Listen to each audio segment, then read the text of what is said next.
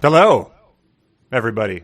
Welcome to 372 pages we'll never get back. How is that for the correct name of the podcast I'm introducing? This is Conor Listoka. This is the Bad Book Club. We read books that we're probably not going to like. And as always, hey, Connor? Mike is with me. Yeah. Connor? Yeah. Hey, I'm sorry to... This is, I know, unprecedented. I just want to break in here. Look, I can't do it anymore, man. Can't do what? You know the thing where we do this podcast and then we read a book and then we talk about it and it's a book that we're not going to like? Right. That's the conceit here. Yes. That's what we've always said. Yeah, I really don't like this book, so I'm just not going to do it. Well, in fact, I didn't do it. But fear not. No, there's going to be a podcast. Is there? Yeah. Yes, there is. Well, first of all, you read it, so even if I did, yeah, that's like a commitment we made. Yeah, well, I'm not shirking it. That's why I broke in. I did not read it. However, big however, it's a good one though. I did paid my niece Caitlin, who is here, and Caitlin read it for me. Gave her $150. Well, let's not get into financials on this. Out of our shared fund for the No, out of yours. I didn't have any in my account, so I just went into yours and got it. But it's going to be worth it because Caitlin, say hi. This is Conor Listoka, and this is Caitlin, my niece. Hi, Uncle Mike. Hi, Conor. Hi. It's Conor. I thought it was Conor. No, I just never ever heard you say it before. Hi, Caitlin. She'd never heard anyone say the name Conor before. Well, you only have one N. I mean, the last name often confuses people. We're off to a bad start, Caitlin. Listoka. No, my dad's my uncle's Polish. Not this uncle, different uncle from the other side. But I know. But you just have one N. But anyway, okay, yeah. It's so random. I'm sorry. But anyway, Caitlin read the book, and so I am going to duck out, and so have a good podcast. Caitlin read the 50 pages, and she is averse in everything thorny and willowy, so have at it, and good luck. I will listen to the podcast.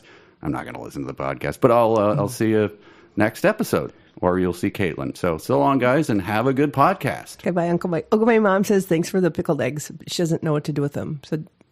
All right. Just call. Okay, I will. I'll give her a call. Bye-bye. Wow. Well, yeah, I mean... Oh, I'm sorry. You feeling okay? I'm okay. I had my wisdom teeth pulled out, and so that's why my mom said I should just do this for Uncle Mike, and so I'm fine. Like how recently? Oh, just a couple days. Not yesterday, but the day before. Good Lord. Are you still bleeding? A little bit. It's kind of dry when I suck in, Well, okay. If we can keep it to a minimum, I think we'll be able to get through this. All right. Well, nice to meet you, Caitlin. Hi, Connor. I'm sorry that you had to be roped into this, but I mean, how old are you? Well, I'm 20. But okay. I mean, I sometimes can go and drink legally. I'm 20. Well, sure. I wasn't asking you out to for drinks or anything. But yeah, it's just $150 goes a lot longer when you're younger. So, all right, let's get started. We have all our usual departments. We're going to do some. I'll quiz you on fanfic or real later. That's where we read fanfic, and you try to guess if it's fanfic or actually from the book. We've got emails, and we've got some sentences of the week. But I mean, if you're okay, we can just start stuff at chapter 11 where we left off. Sound good? Sure. Okay.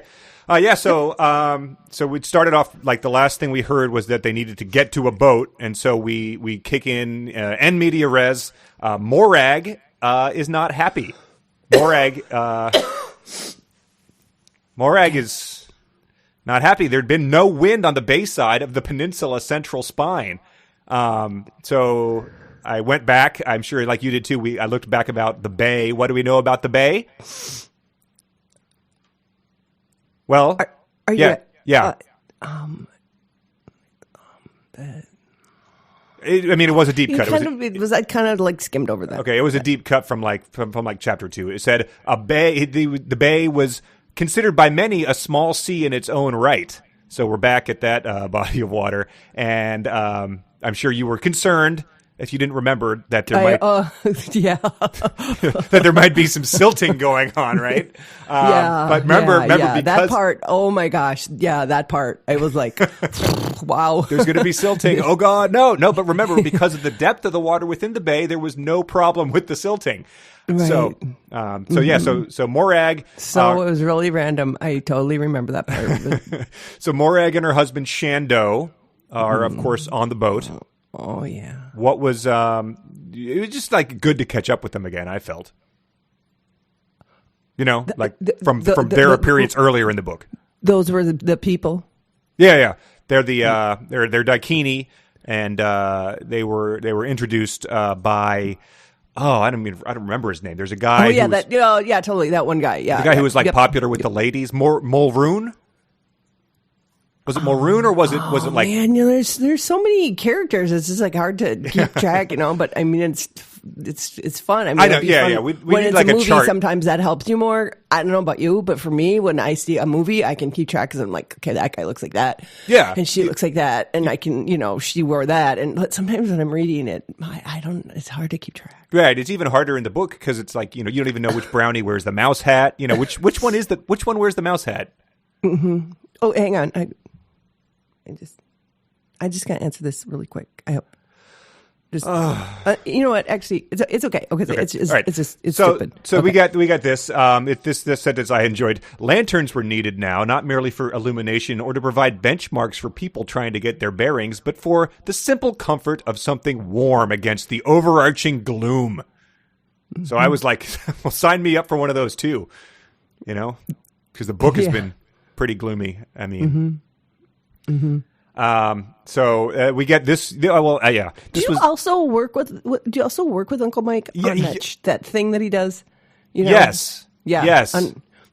On Rip Tracks. It's so Rip funny. Tracks. He's never mentioned. Oh my that? gosh, it's so funny. Sometimes, like our whole family would go, "Oh my gosh, it's so funny that one movie where that guy came." It was so funny, and there was, oh my gosh, it was so funny. Uncle do you Mike's ever really actually funny. watch the Riff Tracks that he makes? We went to Sharknado. Okay, that was a good one. Actually, it was a funny story about So funny about Sharknado 2. It's already a bad movie. Like, why? Did they think they were making a good movie? And you're just like, really? I mean, come on, sharks.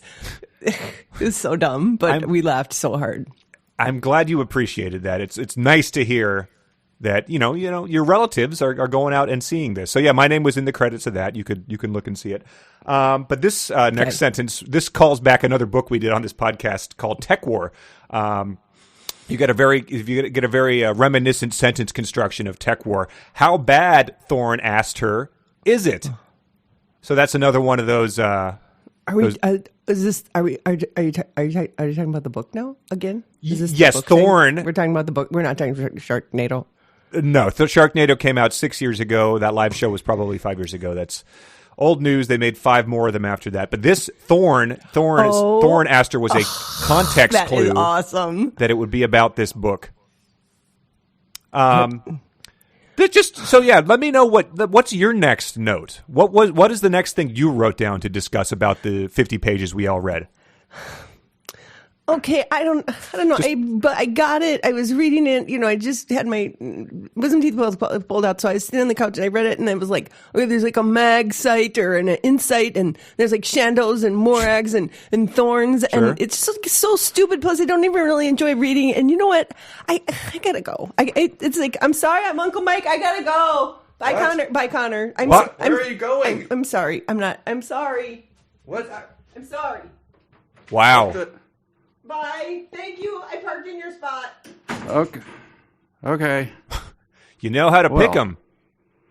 Well, did she just abscond with your $150? My $150? Your $150. Yeah. Yes. I don't know. Can a niece abscond? I guess you know where she lives, but I mean, it sounds like she might be in college or possibly out of the house. I don't know. I don't know too much about your family tree. Do not give her any more money. Okay, don't give her That's any more. mine. Use the money I gave you. Sign out at... All right. Wow. Well, that worked out well. That backfired. Yes. Maybe you could run these by, like, a vetting committee, a.k.a. me, before you start introducing random 20-year-olds who... Did she read the book? I was very unclear. It appears she did not. Random 20-year-olds. That's my beloved niece, Caitlin. She's studying systems management at community college near us. I don't see her that often. Do not hire her to manage a system. That did not seem to go well. And the wisdom teeth? Yeah, I didn't know about that. Sorry. I think she might have been still on medication. No, she's like that all the time. I don't think there's a better version of Caitlin. Anyway, look, I'm going to nip off and read 50 pages of Shadow Moon. Yeah. And let's crank this thing up again. So pour yourself a cuppa, and we'll be back in a minute, folks. Unbelievable.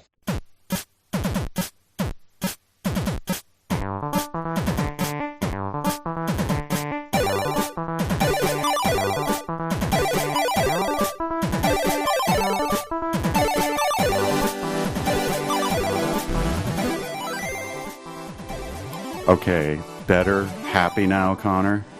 Quite, yeah. My God. Back to the baseline of expectations being met. God. I thought I'd found an out. We're all looking for them. We're all trying to figure out a way to skirt this responsibility. But, at this point now, there's only less than 100 pages left, so. For the next episode, do you have a niece? A niece or a nephew? Yeah, she's 15 months old. So I'll hand it off to her, and you can hear her say, "Bah," and please. She just learned that one. So I imagine she might be saying that a lot. Please, no. That's what we're all saying as we read it.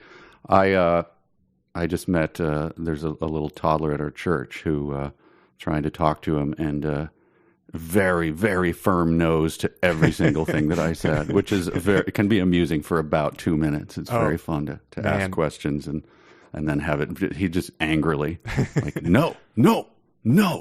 My cousin has a boy who's probably close to 2, I would guess.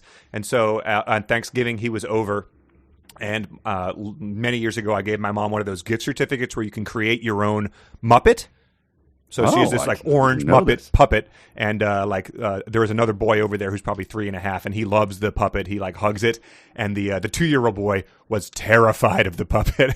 Oh wow! They put it on, and you'd approach it, and he'd just say no. And so they were bringing him out to the car, and I did not do this, but more than anything, I wanted to as they were strapping him in, just from the outside of the car, slowly raise the puppet up into his line of sight, just to see. But then I was like, I don't want to be the reason he's being explaining why he shot a senator in his 30s or something like that. Wow. That went even darker than I thought it was going. So I read the 50. So good. Yeah. I'm happy. Yeah. Boy, there sure was a storm there, wasn't there? My God. We get some action. We get some more action. We get some endless action. It was like it's like a scene from one of the Transformers movie. They call it a set piece, I believe, where you're just I get it. Yep. It's like a video game cutscene that I cannot skip. Yes. The one that comes to mind for me is in King Kong, I guess it's the most recent remake. Mm-hmm. No, there's been spin-offs. They returned, yeah. Was a thing where they were chased by dinosaurs. I've heard about it. My God. And there's, 5 distinct sections of this one action set piece. Now they're scrambling up a cliff. Now they're running towards a waterfall. Now just we get it. Trim this. That's what this storm was like for me. But did you get any detailed descriptions of barf smell in King Kong? Sadly, none. Yeah. So I was happy to see that. What did you and Caitlin drill down on before? We did. We drilled down on things. I tried to walk her through some of the earlier things. Tried to do some callbacks to the silting of the previous chapter. She did not find that amusing. Tried to make a few cracks about how I wanted some comforts against the overarching gloom. That was like talking to a brick wall. And then I made a tech war reference, which, believe it or not, the 20-year-old girl did not understand. So again, so each one of those little bullet points, $50 out of my pocket for her. So, well, sorry about that. Look, so chapter 11. Yeah, foreboding to have that chapter be how we're starting the bankruptcy. Chapter 11, bankruptcy, was exactly what I thought. I am bankrupt of any interest, obviously, at this point. But I did notice my first comment was that the Pathfinder, he gets off a good crack, I thought, and yet it gets nothing here. It gets no respect, and this is it.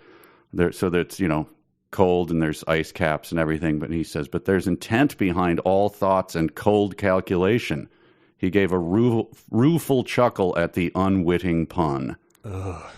And I thought, in terms of the level of humor of this should be people rolling in the aisles. The were like clutching his fur and his strange claws, slapping people's backs. This is Rodney Dangerfield caliber at this point in time.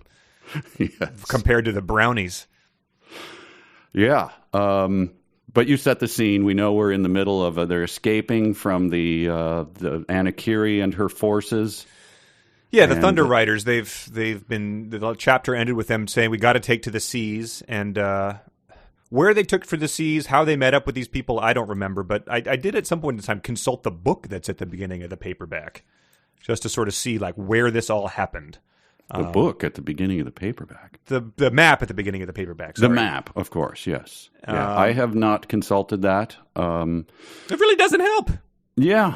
I mean, they're just going back over the same area they were, right? So yeah, the spoiler alert, they're going to get in this boat. They fled Angwin because it was, beset upon by death and destruction and witch fire. So they leave, and then they're just going to head back there. That's the end of this 50 pages. They take a circuitous journey. Is it just that he couldn't think of any new king? Like, it's really hard to describe a new town. I'm just not going to do it. Remember the one we were at, and I described it before? Well, it's frozen now, and they're back there. I think at this point he might not have been able to come up with a name of a new town. I mean, that's the level of creative bankruptcy we're looking at. But he's all still coming up with spells and sorcery. We've got a huge catalog of those already, and they're all about a micron apart in terms of what they are, and yet he's still adding new ones. Yep, he's fleshing out the parsing the minutia of the spell world. I forgot what it was at the end. Elora cast something, a new one that we hadn't heard before. She casts a summoning. So that's different. And then by the end, there's something that's not a minor glamour, but it is it's slightly removed from it. Yeah, it's infuriating. But speaking of and casting spells, Shando is a big character presence. Now. Yeah. And so the first time they mentioned him, or, I guess this would be the second time they mentioned him in this chapter, I went back to look for who he was. But I really had hoped that like a kid's party level magician in a cape would step out from behind I am Shando. Shando the Amazing. Yes. White gloves, the top hat, everything. The little table with the top hat on it. Shando. You're not going to make it, okay? There's no call for that. Your pig disappearing trick is very unsuccessful. Everybody's out trick-or-treating anyway. They don't need you. They have they're on the boat, but then maybe they're about to get on the boat because Elora tries to make a getaway on horseback. I was very unclear about that. I thought they were on the boat. They're talking to everyone on the boat. They're doing boat things. There's boat descriptions. Suddenly, Elora darts off on her horse. Yes, and where this... That was very unclear. So, yeah, but it provided a good opportunity for some character development of Wur, who they also start referring to as Taxaminian, something like that. Yep, that burnt 6 minutes of my day trying to figure out why he is suddenly called Taxaminian. Yeah, maybe Shando is just one of those guys that always calls you by your last name. One of those, super familiar guys. Oh, Lastoka, how the hell are you? Right. So, or in their language, it's the equivalent of big tuna or something. Right. Taxaminian. I once ate a taxa, which is a kind of soup or something. Oh, Taxaminian. Stoser. Okay. Anyway, right. But yeah, so like we've remarked upon how Thorn can do anything he needs to when the situation calls for it, and the Whir is sort of like that too, because evidently, well, I'll just read it. The Whir was on her heels that self-same instant. She's riding on horseback, dropping flat to the ground, casting off his human stance in favor of a 4-footed scramble that sent him up the sheer face of the cliff with frightening speed. So before we had him jumping in through skylights and ceilings when it needed to, and now it turns out he can just, get on all fours and gallop up a sheer cliff face when the situation calls for it. Also, he can swim and live underwater. So a truly magical being, the Otter Man. I still have the note like, what the hell are you? I want to scream at this thing like Schwarzenegger does in What the hell are you? That was in Kindergarten Cop. Yes, Kindergarten Cop. Sorry. Yes. Yeah, but he has a weird face. He can't make a smile. Does he have a muzzle? There's fur. Does the fur cover his whole body? He puts blades in his paws, but then he also has claws. Mm-hmm. And he has the ability to scramble up a sheer cliff face. What the hell are you? Right. He's probably an action figure that sold very poorly, or they just recast the mold as something else. Yeah. Well, anyway, so he is no clearer to me, and it's no clearer why scrambling up quickly up the cliff face to stop Elora from going off down the beach or the headland, whatever.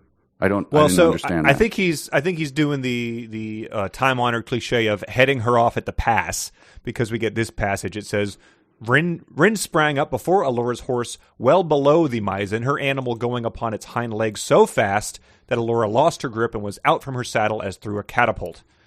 Thorn's heart surged to his throat as he watched, and only began to beat sensibly again when Garen charged up from behind in time to catch her before she struck the rocks. So Garen is also a superhuman as well. He's just catching flying pig girls, with one hand as his other hands are on the rein. So we're all just action heroes at this point in time.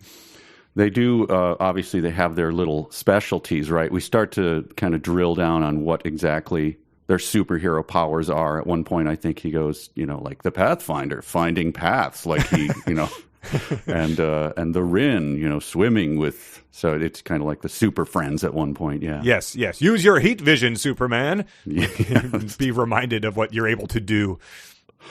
But they get her back on, and of course now Morag becomes quite a character.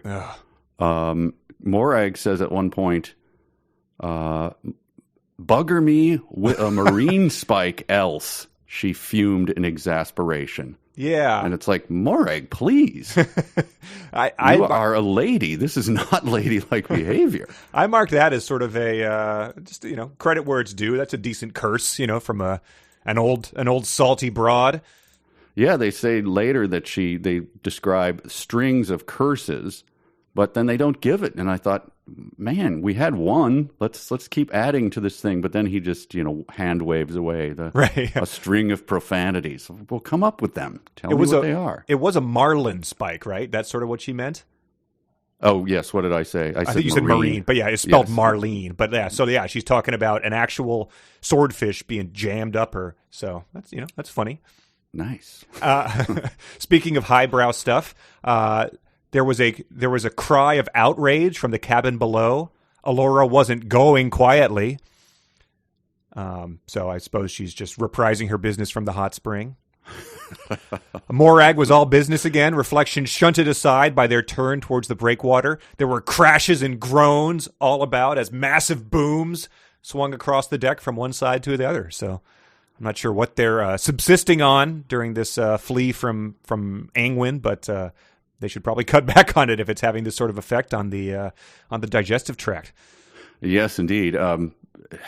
Man, that's a thing that I didn't want to think of again. Is that like her superpower then?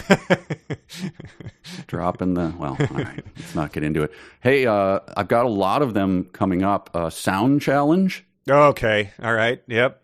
I had a few myself. All right. So let's just make that. We're going to get a lot of sound challenges today. Okay. I was going to do a morning DJ drop-in, but of like sound challenge. Oh, nice. But I didn't get around to it. So, so this is a sound Too challenge. busy not reading the book. Exactly. I mean, yeah, you were busy. So this is for you. The Wur's response was a cough-like bark offered with a lively bob of the head that Thorne interpreted as a laugh. And I'll just finish it up, which was good because Thorne had attempted a joke. So I don't know what that joke was. It's not worth going back to look. It was, Rin said not good, and Thorne said, is that a general observation, my friend, or a reference to something specific? Now I get it.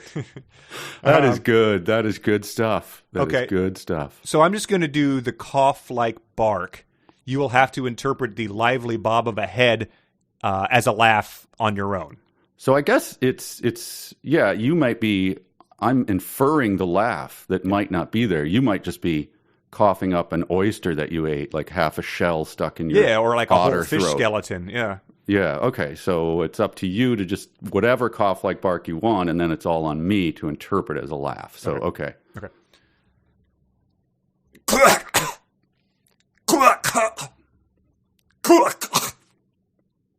Like, you know how like when a dog eats a bee, kind of. Yeah. That's how I'm going to laugh You're from right. now on. I was a pretty funny joke. I'm glad you appreciated it. There. We can get that isolated, and we can just pump that in as a laugh track. Yes, it's that sitcom one with the very distinct lady laughing way louder than everyone else, and you hear it like 15 times. Do one of those Big Bang Theory redubs with just that as the laugh track. Well, then we get right to it. I mean, there's just endless stuff of Storm. So I think we all know what the tentpole of this chapter is, Elora. Yes. And if you have nothing before that, I'll just read that and we can discuss. This should be a good intro to it. It's from just a moment before the storm really starts. So yeah, storm is brewing. They're sort of like, we can't sail on this, and he's like, we have to. But here's when Elora finally shows up on deck after she's been doing the massive booms down below. The child appeared to have been claimed by the otherworldly aspect of her heritage. She had been stripped of the outward portions of her being that marked her as human.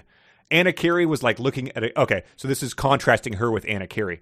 Anna Carey was like looking at a ghost, someone with the facade of humanity who had cast aside all within herself that gave it substance. So Claremont once again is just, loves to point out the uggos in this situation. It's just like, ladies, you look like trash. And I just imagine them being like, well, I mean, yeah, we didn't have time to put on all our makeup this morning, but I hardly think it looks like we've been stripped of outward portions of our humanity. God, like what do the rest of the people look like in this society? Jeez.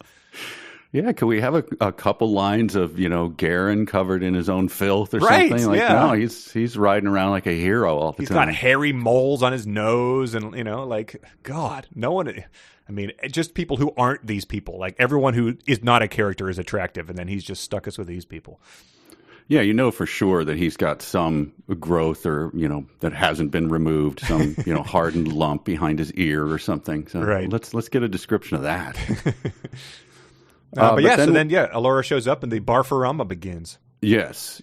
Oh, and just to set the scene, before that, Anna Carey on the from the shore fires an arrow right at Thorne's heart, and Demon Child just grabs it out of the air. Yes, again, action heroes. So that's a superpower of hers. Yeah, she's otherwise just riding around going, duh. Right, yeah. And then suddenly, oh, I can grab arrow? Yeah, she's Neo all of a sudden, bullet time. Yeah. I wasn't sure what again, I'm not sure of any in this situation, but the physical proximity as they sail out of the bay to the shore. I don't know how far an arrow can travel. So just more things to be uncertain about. And also uncertain why those two are connected. in some way. He makes something about, even if they were in full battle somewhere, they will always recognize each other. Like their eyes will lock on each other. Like, I know you. Yeah, it's like this. She painted his forehead with star stuff, and then they did that. I think that's what that's all about, but I don't know. Oh, okay. I don't, to what end, I don't remember. But it's, it's achieved. like the fugitive stuff here, right? Right. Yes. Yeah. It's just, Javert and Jean Valjean. Yes. All right, so let's get to it. Here's Elora. Elora wasn't so fortunate. She doubled over, vomiting miserably onto a deck awash to the depth of an inch. It was an awful sight. Oh, I thought it sounded pretty good, but yes. Just a reminder that it was awful. Thorne didn't want to imagine how much worse to experience as the child coughed and sobbed and retched some more, long past the point her stomach was empty. We will spare you the sound challenge on that. Okay. The sudden, gusting stench was indescribable. Yes. It proved more than Garen could bear either, and he was just as sick. So she triggers the Stand By Me pie eating contest. Everyone barfs. Unbelievable. Once again, picture the little baby going goo goo gah in Willow. That's what she's been reduced to once again. Yeah. Oh, it's really incredible. So that's not the last time that anyone's going to barf in this thing, but just filling us in on the stench, which we, no one has ever thrown up and been like, oh man, I need to see if Yankee Candle can replicate this. But then for the rest of the thing, it keeps reinforcing that, like, he walks downstairs where the everyone had barfed and was still overcome by the smell. We know it smells awful.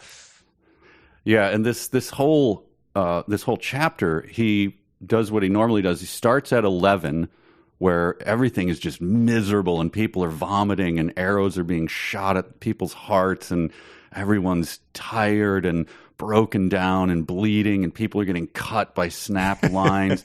And then things get worse and it just keeps going and going. It's so fatiguing to read. Yeah, it's so the sequence that happens at the end of this to Morag is truly incredible. So just if you're not reading along like most of you are at this point, I'm guessing, just imagine how he's going to take it up to a 17 from this 11, and just see how close you get. We'll fill you in at as it happens in the sequence, but think about it in the meantime. Right. How much more can he go? This is a thing that I think it's been sort of mentioned glancingly before, but now we get a full picture of it. For years, Thorne had lived with spells that blunted the effect of weather. He kept himself dry in monsoons, cool in deserts, surviving the worst nature had to throw against him. But he'd never seen a storm like this. Mm-hmm. So why is he always the most bedraggled man in the world? Like, always on the edge of, like, I haven't another ounce of strength in me, for the love of God. It's like he's walking around cool as a cucumber, being touched by nothing. Yeah, he's got like a personal like AC field, air conditioning all around him at all times if he needs it, or a virtual umbrella. But yeah, he should be like, I'm one of those people where it's hot at all. I'm just like pouring sweat and pit stains under my arms, and I'd be with a guy who's like wearing a tuxedo and looking like James Bond. Like, how are you doing this? Right? Yeah, they glow or glisten as opposed to the just constantly looking damp. Yes. Well, that's Willow apparently at all times. Yeah, he should be fine. What are you he's always bitching and griping about how tired he is. Yeah, and we get more of that in this one too. If his again his fatigue is something that started at 11 as he healed the mountains or whatever. And I don't think he's ever been described as anything other than like, exhausted to the fiber of his bone. And yet he's still, pulling off things like controlling a hurricane with his pinky. Right. So, yeah. His beard is tangled with thorns and there's beetles in his ears. But he seems like he should be fine. He's fine. God forbid he ever gets a good night's sleep and wakes up, with the ability to, reinvent the universe if he's got his whole faculties about him. Get to another Sonic challenge right away. All right. He thought of returning to the cabin, and from his feet below felt as much as heard the rhythmic kalumpa of the pumps. Okay. So kalumpa. So yeah, he sent two people down to bail essentially. So like,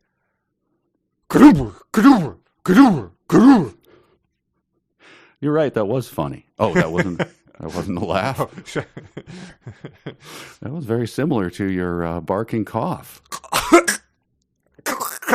Yeah, I mean, that could be the sound of the when the pump stops actually getting water to suck up and it's run dry.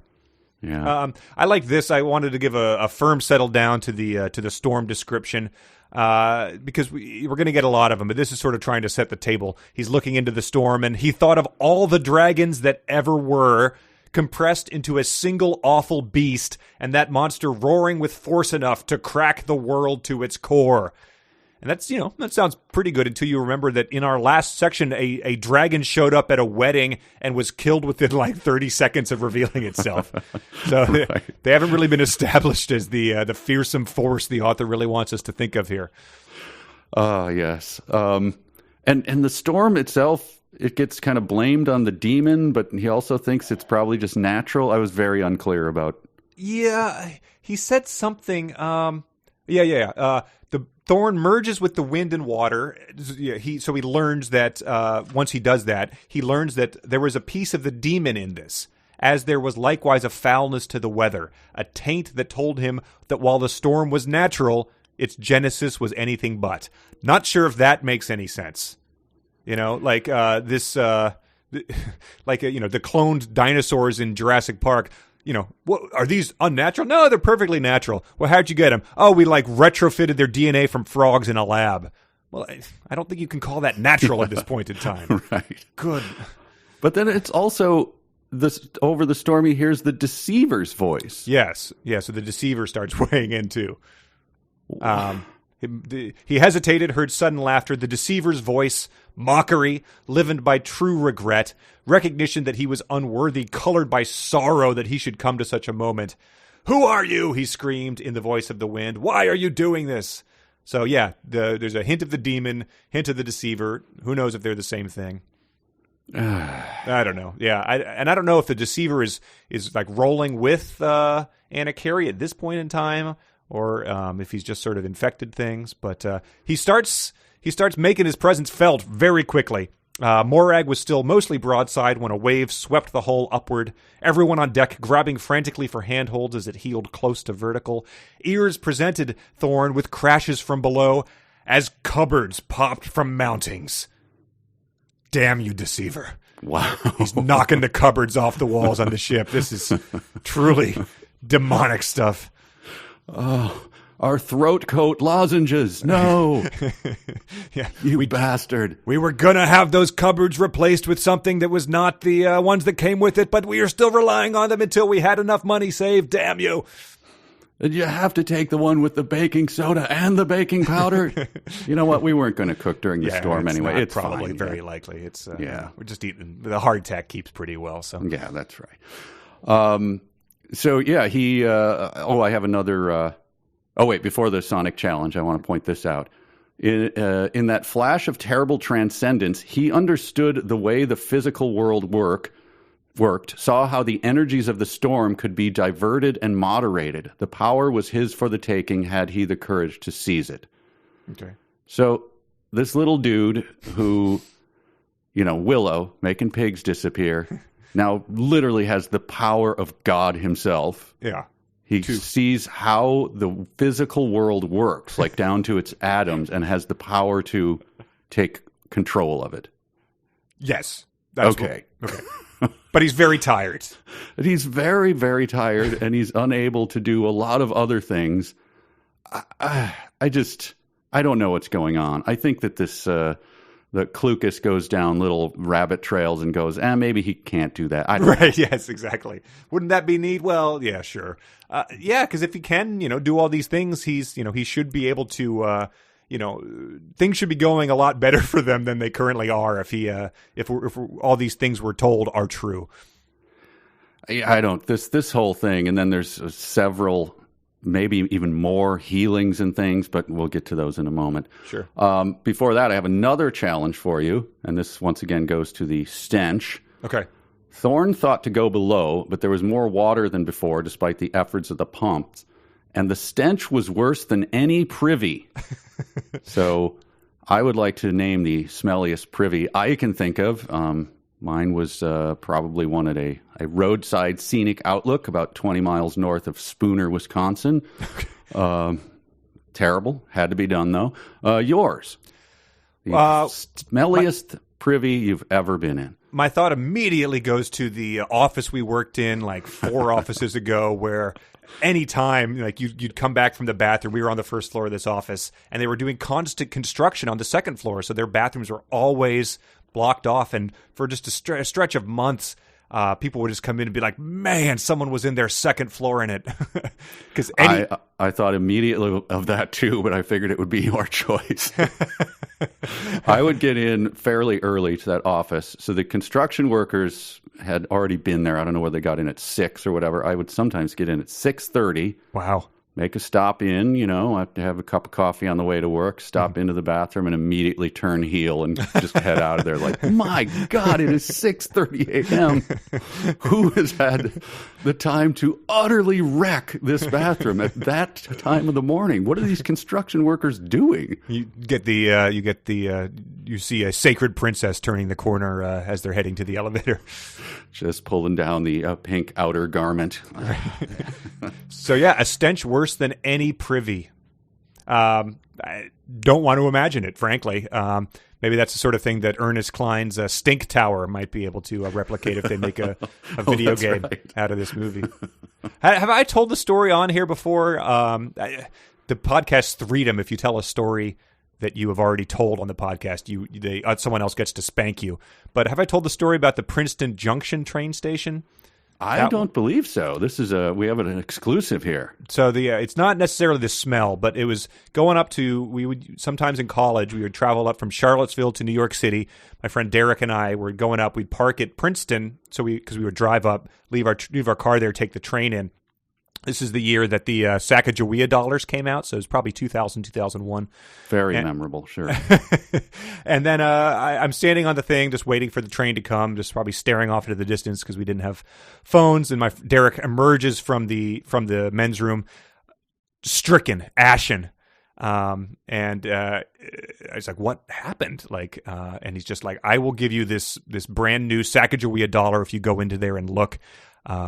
At the men's room. So I walk in, and it was as if someone had taken a water balloon full of poo and just hucked it at the toilet, and it just hit the back of the wall. It was we've talked about physics challenges in these books, like trying to imagine how this would happen, how it would look like.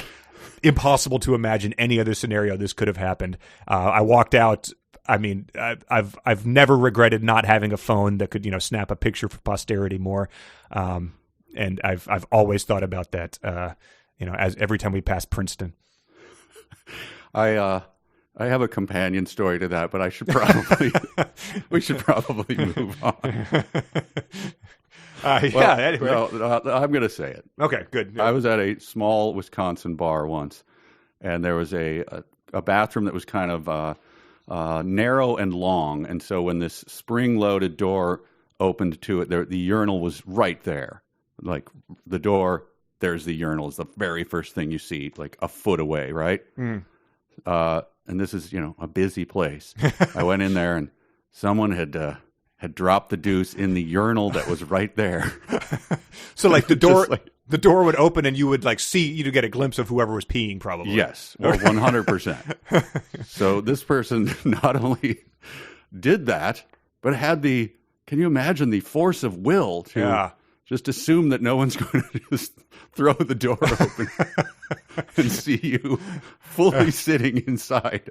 Oh man. Urinal. Anyway, that's wow, that's what this book has driven us to. Yes, I'm blaming this on Clucas. I'd like to welcome anyone who is having their lunch as they listen to this. Welcome. Anyone who might be, hopping on the train at Princeton to head into the big city for the weekend.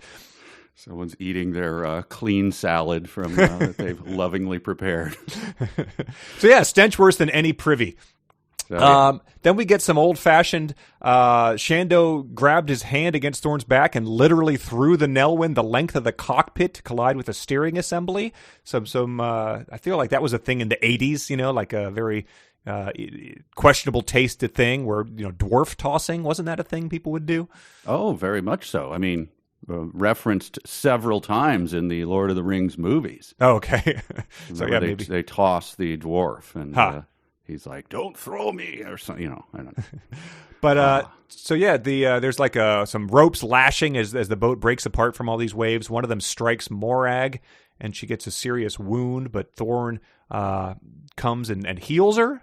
I guess he has the same powers that I guess Jedi now have in the new Star Wars movie. You just like you rub your hand like Mr. Miyagi and it heals him. Mm-hmm. And so we get this great. This has been chock full of humor. This chapter, and this is no exception. She says, "Bride's gift, Nelwyn," she said when she was done. Tables turned between them, so he was the one bereft of strength, you don't say, and she holding him close. "You're a useful bod to have about." "Don't leave port," he returned in like humor, "without one." So just my favorite hallmark of fantasy, other than detailed description of barf smell, is era-specific American Express slogan references. That's what I like. That's what I'm hoping for when I go see a Escape to a World of fairies and elves. Yeah, and this was the moment, by the way, that I did a little bit of a spit take. So Morag and Shando are married? Yeah. Was this was known already? Well, don't forget that there was a guy named Mulroon who was very popular with the ladies, who was like down with Morag, or she was his like. He handed them off to her. I don't know. I don't remember Shando showing up, but just don't confuse him with Mulroon. Right. I just didn't. I didn't see them snogging on the deck or anything. Or go, "My dear, could you pass me that?" Marlin spar, if you could, please. It just took me by surprise because maybe it had been mentioned 1,100 pages ago or something. Possibly, yes. But then there's a confusing thing where out of nowhere, with no break or anything, there's a description of a scream that happens. Okay. And I wanted as a. Oh no! Wait, sorry, that's later. This is Morag letting loose a scream that would put any banshee to shame. Okay. So that's a sonic challenge. So back off your mic and man, give me a scream that would put any think of all the banshees you know and screw them, because your scream is going to put them all to shame. So when you're ready.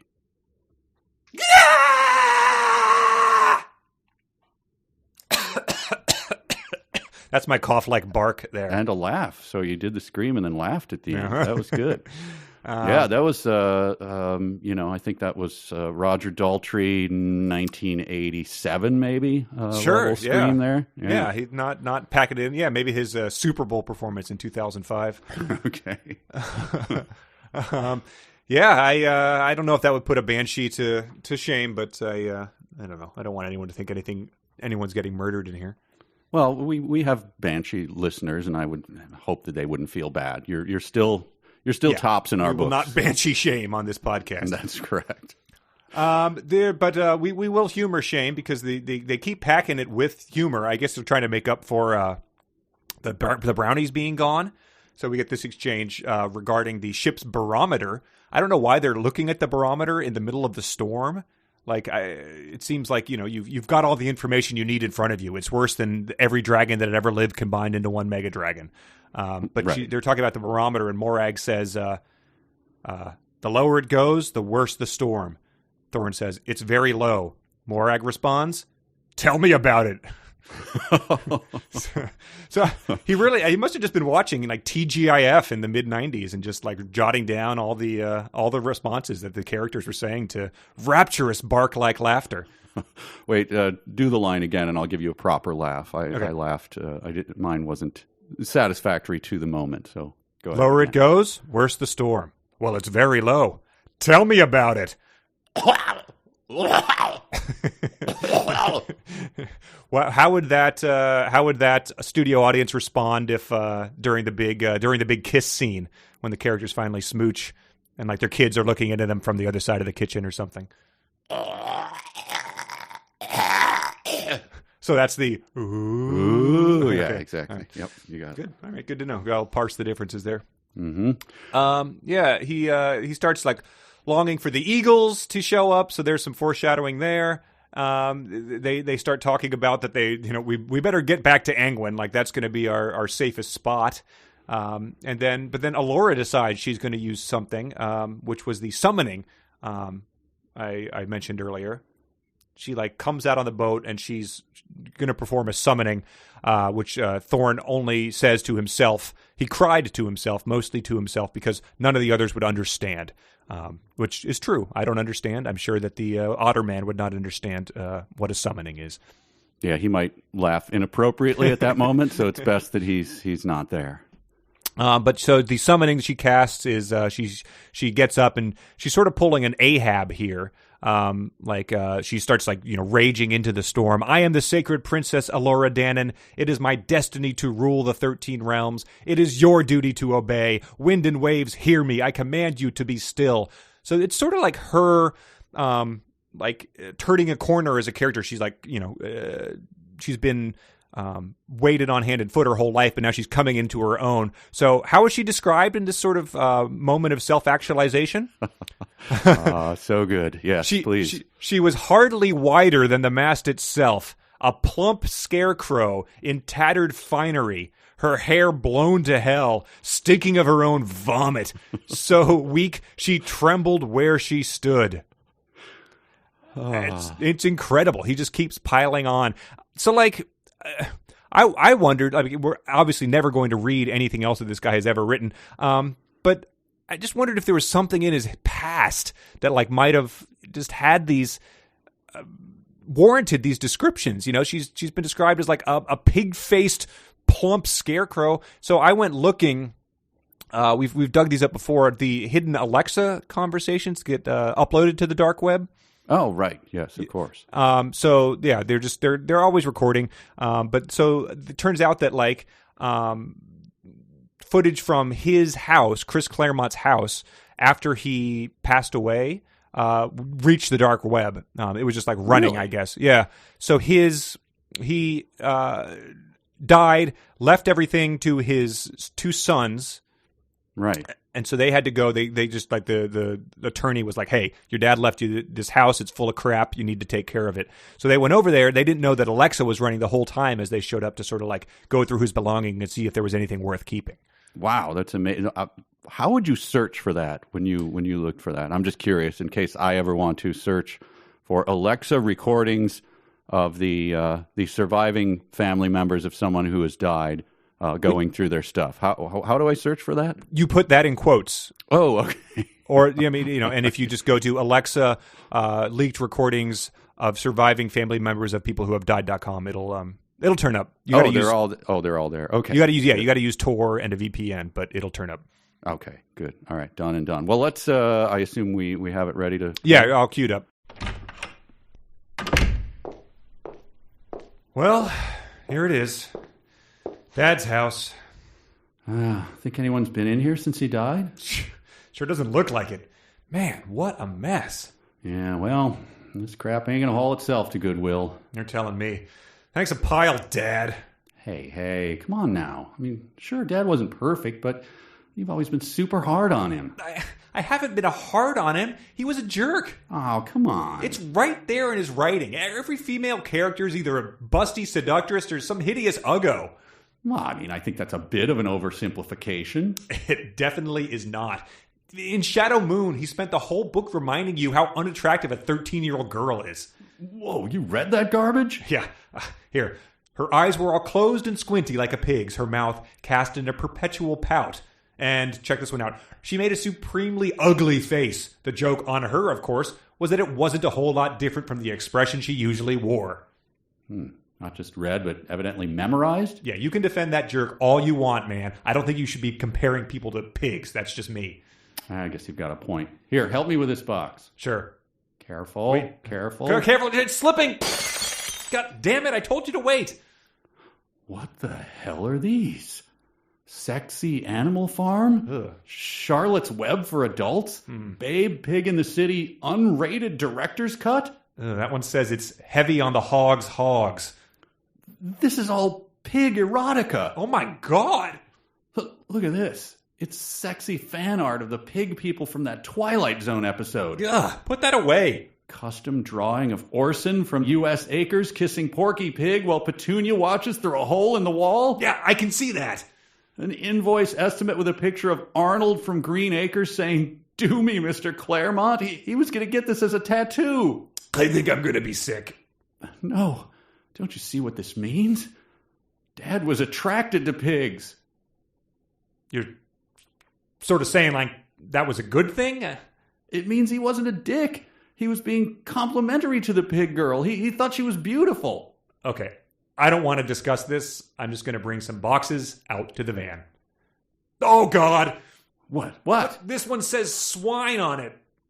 I'm sure it's harmless. What makes you think that? Oh, relax. Look, it's just an acronym. Oh, phew. Sexy wearable implants, nice and erotic. Oh, it's full of curly pigtails. Ugh. I bet he would wear those to pig fancier conventions. Oh, fanciers. That's a hell of a way to put it. This really makes you see his work in a whole new light. Yeah, a much, much worse one. Look, it can't be all bad. What's in that one? It says, anniversary gifts for Betsy. Oh, see? Those are gifts that he never got around to giving Mom. Aww. Is it full of pig nose masks? Yeah, it's full of pig nose masks. Well, set fire to the place and never look back? I'll get the gasoline. All right. Oh, look, Alexa was recording this the whole time. So yeah, a little insight into Chris Claremont's. Well, that kind of turns it on its head there, doesn't it?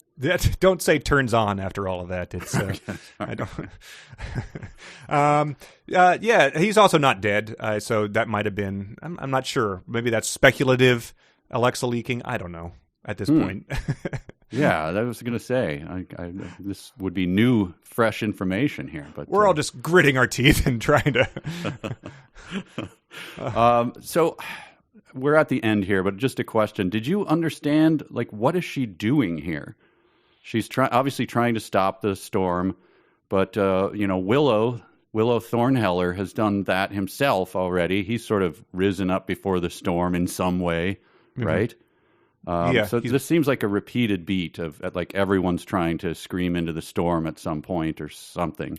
So I don't know exactly what she does. Yeah, I think it's. I mean, based on knowing how people have told stories before, I'm guessing that maybe he started to have it a bit more under control, but then she goes and bollockses everything up by intervening on her own. I think she makes it worse. I think she maybe subdues the storm and they crash down off the wave or something like that. That's what I thought was the obvious thing, but then the storm is still going. Oh, the storm is very much still going. Yeah, so I didn't understand so she stopped half a wave? She broke off half a wave on the other side of the... Yeah, because I mean, that sort of is, I think, what we're led to believe. The ship sort of pulls a wily coyote and, is in the middle of the air. Everyone looks around and then waves bye-bye and it crashes back down, I guess. Yeah. Morag holds up the little sign that says, uh-oh, or something. Yeah, that's how I sort of interpreted it. It's like the perfect storm with cartoon physics. That's how I interpreted it, except then it wasn't still. So she didn't do anything. So anyway, remains to be seen. Who cares? Whatever. Yeah. I think the way this chapter ends is they reached the crest of the wave and the mystery was broken by a hollow wail from Shando. Oh my God. Hollow wail from Shando? Give it a go, please. Oh my God. Wow, that Shando's different than throwing my hat into the ring for Shando. Yeah, no, his wife is she's the salty one. So Shando's a bit of a delicate flower. Yeah, that was also how it sounded when he got buggered by a marlin spike. Oh my gosh! Wow, there was a little bit of the late great Don Knotts in there. I don't know if that's what you were going for. Sure, I know you're a big Don Knotts fan. Oh, yeah, but that's how that chapter ends, sort of in the middle of a storm. The storm will resume, but I believe we do have... I am not confident at all, but here we are. We are. We've got 5 passages that either come from the remaining 94 pages of Shadow Moon or our fanfic written, dreamt up, brought into this world by our loyal listeners. So let's see. We've had some good luck with this. I think this has been the hardest one for people to latch onto. We'll see if that streak continues. Yeah, and I think that it's a real testament if people are writing fanfic that they are still reading or have read enough. So sure. Thank you for doing that. This very first one. The forest around had been turned into a cathedral of flame, incandescent orange in contrast with the cold white of the deceiver's ruination, but as destructive and final, blackening all that it touched and fountaining into the skies to rain down in soft white ash, mingling with the seemingly never-ending snow. Thorn stepped forward, confronting the fire drake wrangler as he conducted his symphony of destruction. He paused and gestured grandly at Thorn, his mane of russet locks, swaying in the heat and fiery updrafts. Well, that, wow. Without any kind of fireworks or tells there, that is some poker face there. I don't know. I'll take the bait. I'll say that that's real. Okay. Number 2. It is my destiny. Mine, Elora cried, her face contorting into a grotesque mimicry of an adolescent. It is yours, called out the demon child. I don't want your destiny. You can take it, Corey responded, trying to position herself upon crags. Lies! Elora shut out a burst of rage-filled energy. The inherent strength of her inner magic continued to frighten Thorn. It would have destroyed Corey almost immediately had she not instinctively knew how to enact a protection charm to deflect these attacks. Energies flew from both of them, brilliant colors igniting the sky that would be beautiful were it not for the doom they withheld. And there lay Thorn, powerless to stop these 2 children, his 2 children, from fighting. He loved them both, and the last thing he wanted was to see them destroy one another, and who knows how many others in the process. Oh my gosh. Well, I'm it's going to sort say of building towards that, way. Yeah, I'm going to say that it's fanfic because I kind of have a hard time believing that Thorn is loving that demon child that much. I don't know. Okay. Daddy love me? Look, you're too young to even understand what that means. So. Yeah, and then she does a backflip onto a horseback and right. wins the Kentucky Derby. Number 3. Thorn could feel his bones begin to crack, line of fissure running along every bone in his body until he felt they'd explode outward in 1,000 splinters. His skin contracted and stretched taut over his frame, and it too threatened to burst at 1,000 places at once. The pain was unendurable, as was the knowledge that he'd failed so close to success. He'd lost his wife and child, he'd lost his home, and now he'd die with the knowledge that all his sacrifices were for nothing. These thoughts shattered his mind as the deceiver was shattering his body. With a cruel look of satisfaction, the deceiver dryly taunted his helpless victim. So ends Drumheller, abandoned by all his friends at the end. Not quite all of them, came a voice from behind the deceiver's head. He turned sharply just in time to catch a cream pie full in the face. It was Frangine along with Rule. To catch a what? Cream pie. Okay. Well, that would be fanfic. I was in on it actually because of the number of times that Thorn and people around him are like broken apart and ground into powder, and their skin being pulled, and body every horror, atom being dissipated, turned into stone, and then ice, and then fire, and then ripped apart, put back together, torn up again, thrown against a wall, stomped on by a giant, and that happens like 38 times. Yeah, really. So this didn't surprise me to hear it again, but the cream pie is a bit too much. Okay, number 4. I beg your pardon. Frangine brushed his midsection again. I have every faith in Master Thorn. He will rescue me. Since hearing her story, he'd called Thorn Master twice, a term he'd hesitated to use before. Evidently, her story had done him some good, anyway. And if Master Thorn was coming, she might get a second chance after all. She eyed her fellow dancer. Perhaps I can survive this, she agreed. And perhaps Cien was already safe somewhere. I'll do my... Her collar tugged up and backward. Half strangled, Ula yanked her headpiece back on, flailing for balance as Jorga hauled her over his side. She dug her fingers and toes into fetid flesh. Jorga purred as if tickled by her struggling. What the hell is that? Oh, well, it sounds weird enough to... I can see the bait dangling before me, but I'm going to say it's fanfic. Okay. Final one, number 5. Then I suppose I'll have to die, Thorn said, because I don't know where the brownie is. As Elora watched him, her mouth twitched as if beginning to form a smile. You were a fool to come here, she said. Your fate was sealed since the moment you set foot upon Angwin. As Elora stepped beside the looking glass, Thorn could see her true nature manifest. How had his mage sight not revealed it before? No, it couldn't be, he thought, that she was bewitched by wizardry so powerful it could override his own.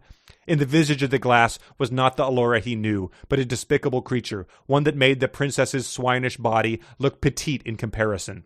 This creature was a twisted parody of a woman, with a skin of a deep violet hue, glowing yellow eyes, and weed-like hair.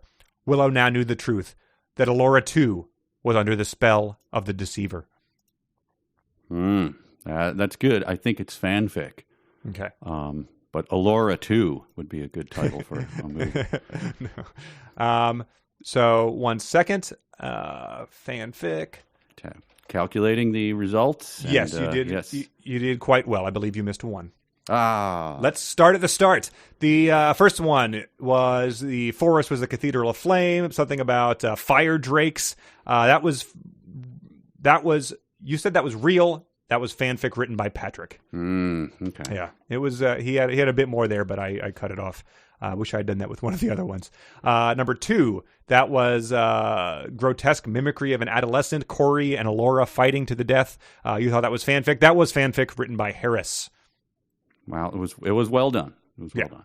Number 3, I almost considered stopping this one. I didn't even realize it was going to have such a tell at the final second to last sentence. The cream pie in the face.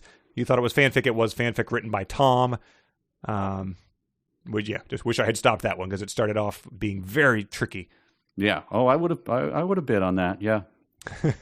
The fourth one, I omitted to read the final sentence of this one. You thought it was fanfic. It was fanfic.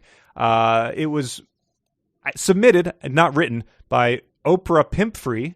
I don't think that's their real name. So this was a excerpt from a Star Wars novelization. The final line I neglected to omit was, his jizz whalers swung into a new dance tune.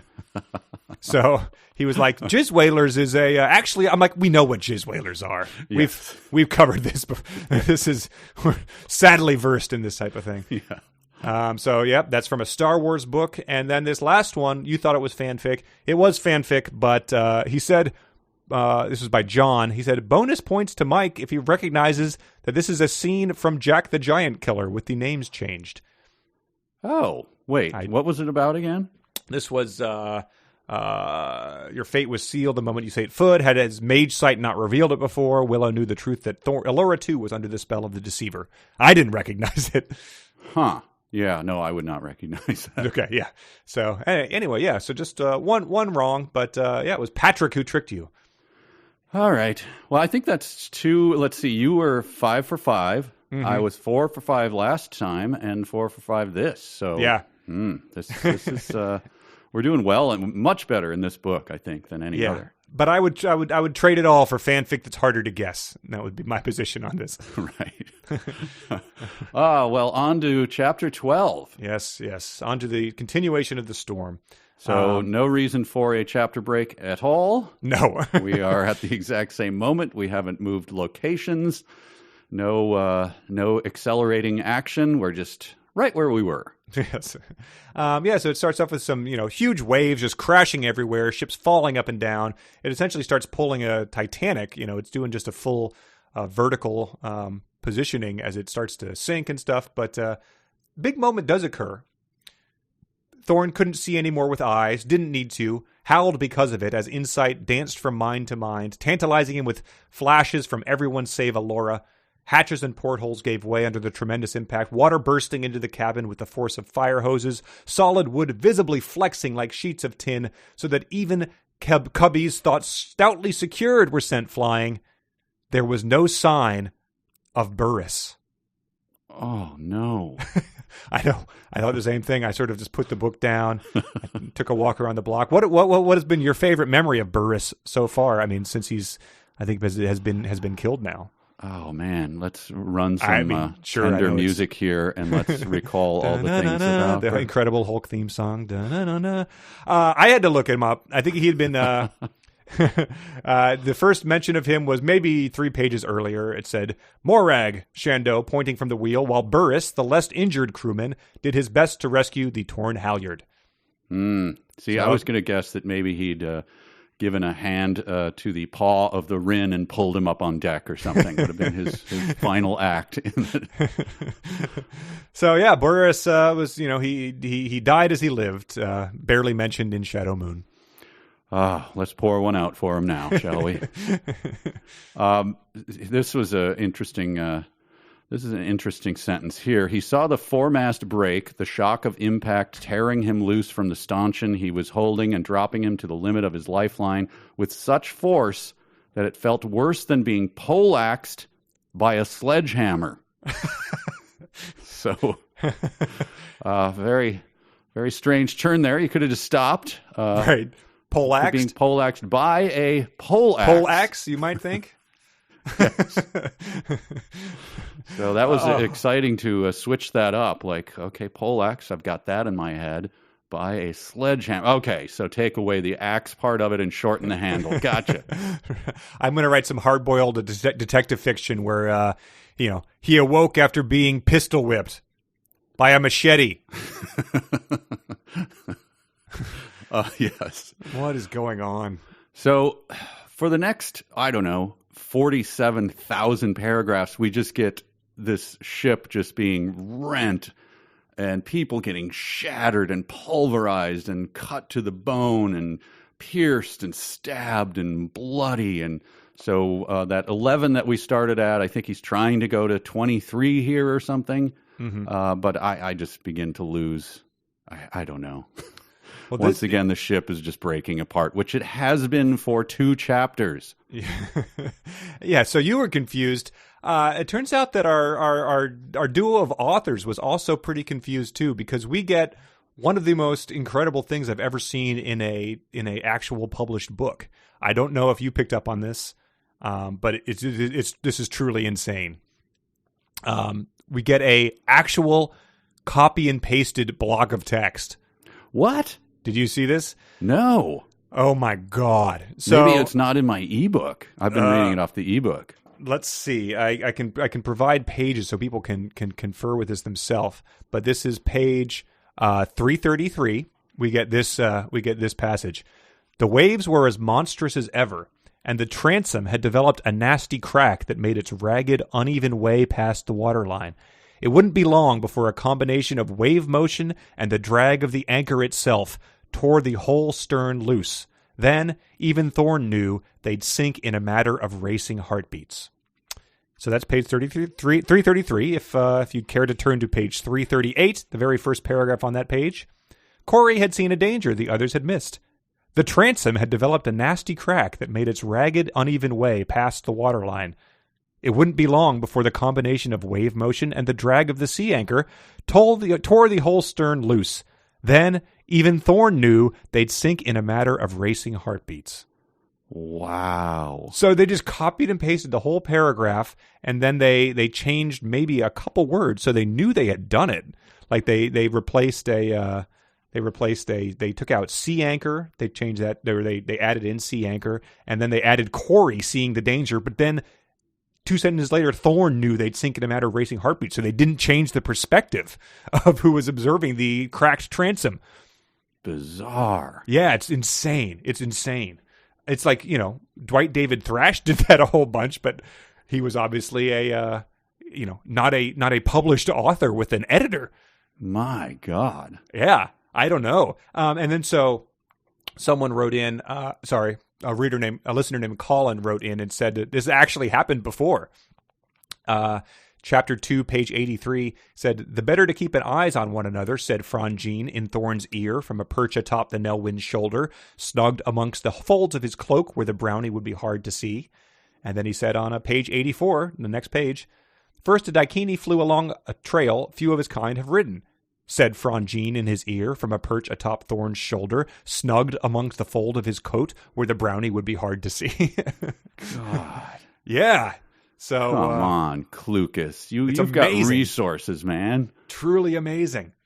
Wow. Yeah. So they just said to hell with everybody. We're not They knew they were going to make 3 of these, so they thought it would at least sell something. But God, well, that'll be hopefully appearing in fanfic. Oh, we can't do fanfic next time. Dang. No, we can. Well, you may. I guess we could. There's still 50 pages after that, so. I mean, oh wait, do we have 2 more readings? Well, it depends if we want to cover 94 pages in one. Oh God, is it 94? Oh, I mean, yes, okay, much better. Yeah. There's a moment here that reminded me of. I'm going to take it highbrow here. In Macbeth, there's a scene away from the castle where somebody is describing how evil the knight was. There's a lot of that about, when he kills the beloved king, who is almost likened to kind of like an angel. And he talks about the lightning, and there were strange voices in the air. The horses broke out of their stables and tried to eat each other. And it goes on. And then the next guy goes, "'Twas a rough night." And every production that does it has a hard time not getting a giant laugh because Wow. It's so, it's unintentional. He's supposed to be adding, it's supposed to be, yes, 'twas a rough night. But it's tough to not laugh at that. And in this one, 700 pages of them being shattered and the water and, again, snapped lines and masts cracked in half. And then we're all done with it. And then the beginning of a paragraph. The schooner was a shambles. You don't say. Right. Yeah, please. You told us that cupboards and cubbies were flying off their hinges. If that doesn't make it a shambles, I don't know what does. I was like, is it trying for a laugh here? Like, we've been slogging through this prose of every paragraph describing things being ripped apart. So yeah, shambles implied and inferred by us. Thank you. If I ever get to stage my own Macbeth, I'm gonna replace "'Twas a rough night" with the guy saying, "So that just happened." Could it be any worse tonight? We got this good description. It was Garin who pulled Morag free, both their faces pale as sheets of newly pressed parchment. And I just thought, or maybe some newly printed flyers, perhaps. Yeah. Well, hang on. Let me get out some of my parchment. Oh no, never mind. This is a couple days old. So it's not going to do us any good. I don't know what color he's talking about. It's impossible to imagine. Yeah. We get a asperity watch. Yes. Hush, Morag. Thorne implored. Please hush yourself, Drumheller. She spoke with a pinch of her normal asperity. So we're starting to parse the degrees of asperity here, which, in a book as full of asperity as this one has been, I can understand. Yeah, so if this were code, like the asperity has been turned on the whole time, we just haven't known that. Right, yes. And so now it's been ramped down a little bit. Well, yeah, I mean, it's sort of like we were joking. It's like, if everyone's talking with asperity, you don't need to keep telling us. And he finally took us up on that joke of ours. Yeah. And we kind of get beat number, 400 of him healing someone. But this is Morag again. So Morag, what we just saw where she got lashed by the thing is basically now she's just, snapped in half and broken. She's a scarecrow. And he's going to heal her again. But that's kind of he doesn't. But that's on the table again. When it just happened in the last chapter, which I thought was pretty lame. Okay. But then in the middle of that, here's the paragraph that I did not understand. It starts with, "The cry was a wonder." And this is just in the middle of something, but this is a sonic challenge for you. It boiled out of some deep and hidden place within that had never before been encountered, transcending the limits of flesh and even imagination, casting itself up and out as though by sheer volume it could cow the storm. So let me hear a cry that was a wonder that boiled out of some deep and hidden place that had never been encountered, transcending the limits of flesh and cow the storm.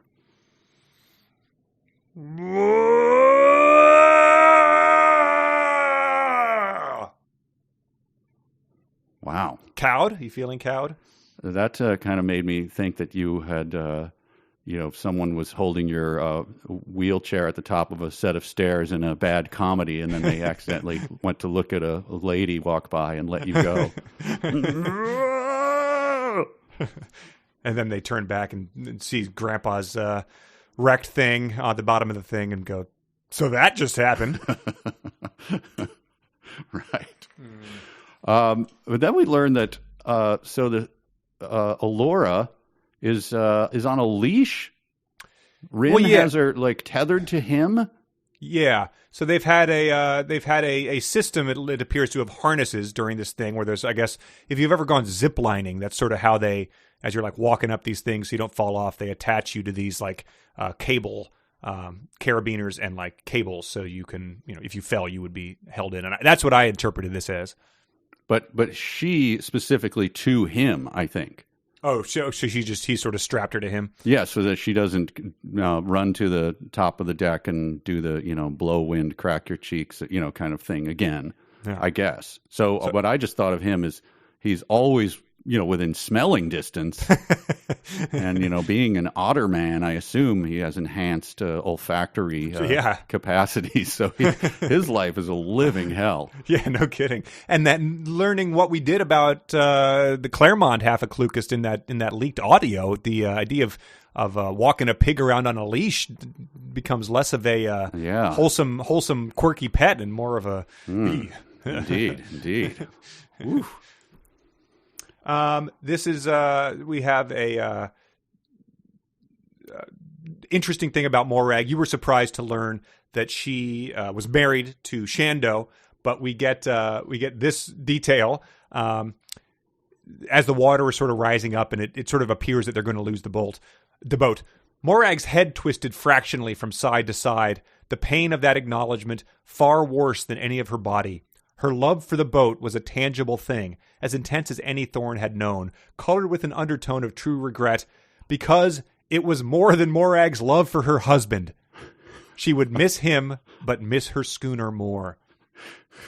Wow. So you had that in mind when you did your Shando impression earlier. Yes. He's not cutting even enough of a figure to win out the affections of her against this terrible boat, which has never been described as being very impressive. Yeah, it was always sort of like the Millennium Falcon, like it's a hunk of junk, but it's the best one. I trust it more than any new gleaming ship to get us where we need to be. But so she just he's a piece of garbage as far as she's concerned, and that's sort of her dying thought. Because Morag passes away, and the last thing Willow picks up from her is like, tell my boat I love it, and your husband, he was okay, sure. Yeah. So a lot of their marriage was like, Shando, get over there and fix it. You're hurting the boat. Yes, dear. So she dies. And then we get he tries to like intervene in the storm one more time. He punches the air. Yes. What is that? Did you get that? He clenches one hand into a fist and punched down in the air before him, his face twisting darkly as emotions manifested themselves in concert with the blow. It was the hardest. Above them, the storm reacted as if it had been physically struck. It was the hardest thing he'd ever done. So he's sort of just doing I'm imagining this in like a fighting video game where you punch the ground and it delivers like an aftershock, a sort of sonic boom to people that can do something. But if it was the hardest thing he's ever done, we've seen him pretty damn exhausted throughout this book. So I don't know want to know what level of exhaustion he's going to be after doing that. Yeah, and he does it in a I assume this is like a comic book kind of construction here. It was the hardest thing he'd ever done. Carriage return. It was magical. Carriage return. It didn't last. Yeah.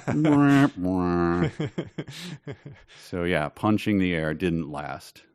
Should he not have known this? He has been master of the weather for many, many years now. True. Yes. I don't know. It's not like he just got a. How you get one of those boxes of chocolates on Valentine's Day and you sort of like pop one in. You're like, oh, it's one of those gross like cherry filled ones. It's not like he has just like a thing that says spells. He's like, let's see how this old air puncher works. Right. And it's like, oh, it didn't work. Oh, too bad. Like he probably has some inkling about what he's doing is going to do. Right. And let's throw this on the pile of physical things that happened to Willow. Okay. He felt a turn up the length of his back, as if someone had reached within to twist his spinal cord into a corkscrew. He tried to cry a warning, but the moment between thought and execution was too long. Doom was upon them all before the words were spoken. Also thought, he is the author who cries doom here. I mean, how many times has it been upon them? They've had their ass kicked 100 times over. But now it's really bad, guys. This is not good. Yeah, the doom has been at 11. The smells have been at 11. The body horror has been at 11. But this is what we were talking about when we were talking about it getting cranked to 17. Because a spell of dissolution is about to be cast. God. A purely physical assault, a savage attempt to reduce them all to their component atoms. And I guess he's able to protect them, but since Morag is dead, he's not able to protect her. So we get this description. Morag's flesh spiked outward until gaps began to appear, not because the skin had been torn. It was like a piece of fabric expanded to the point where one could see between the constituent threads of even the finest weave. From Shando came a hoarse wail that mingled measures of grief and rage, but above all the shame of utter helplessness at this desecration of his wife's body. And Thorn realized he didn't know that she was already dead. He thought he was witnessing her murder.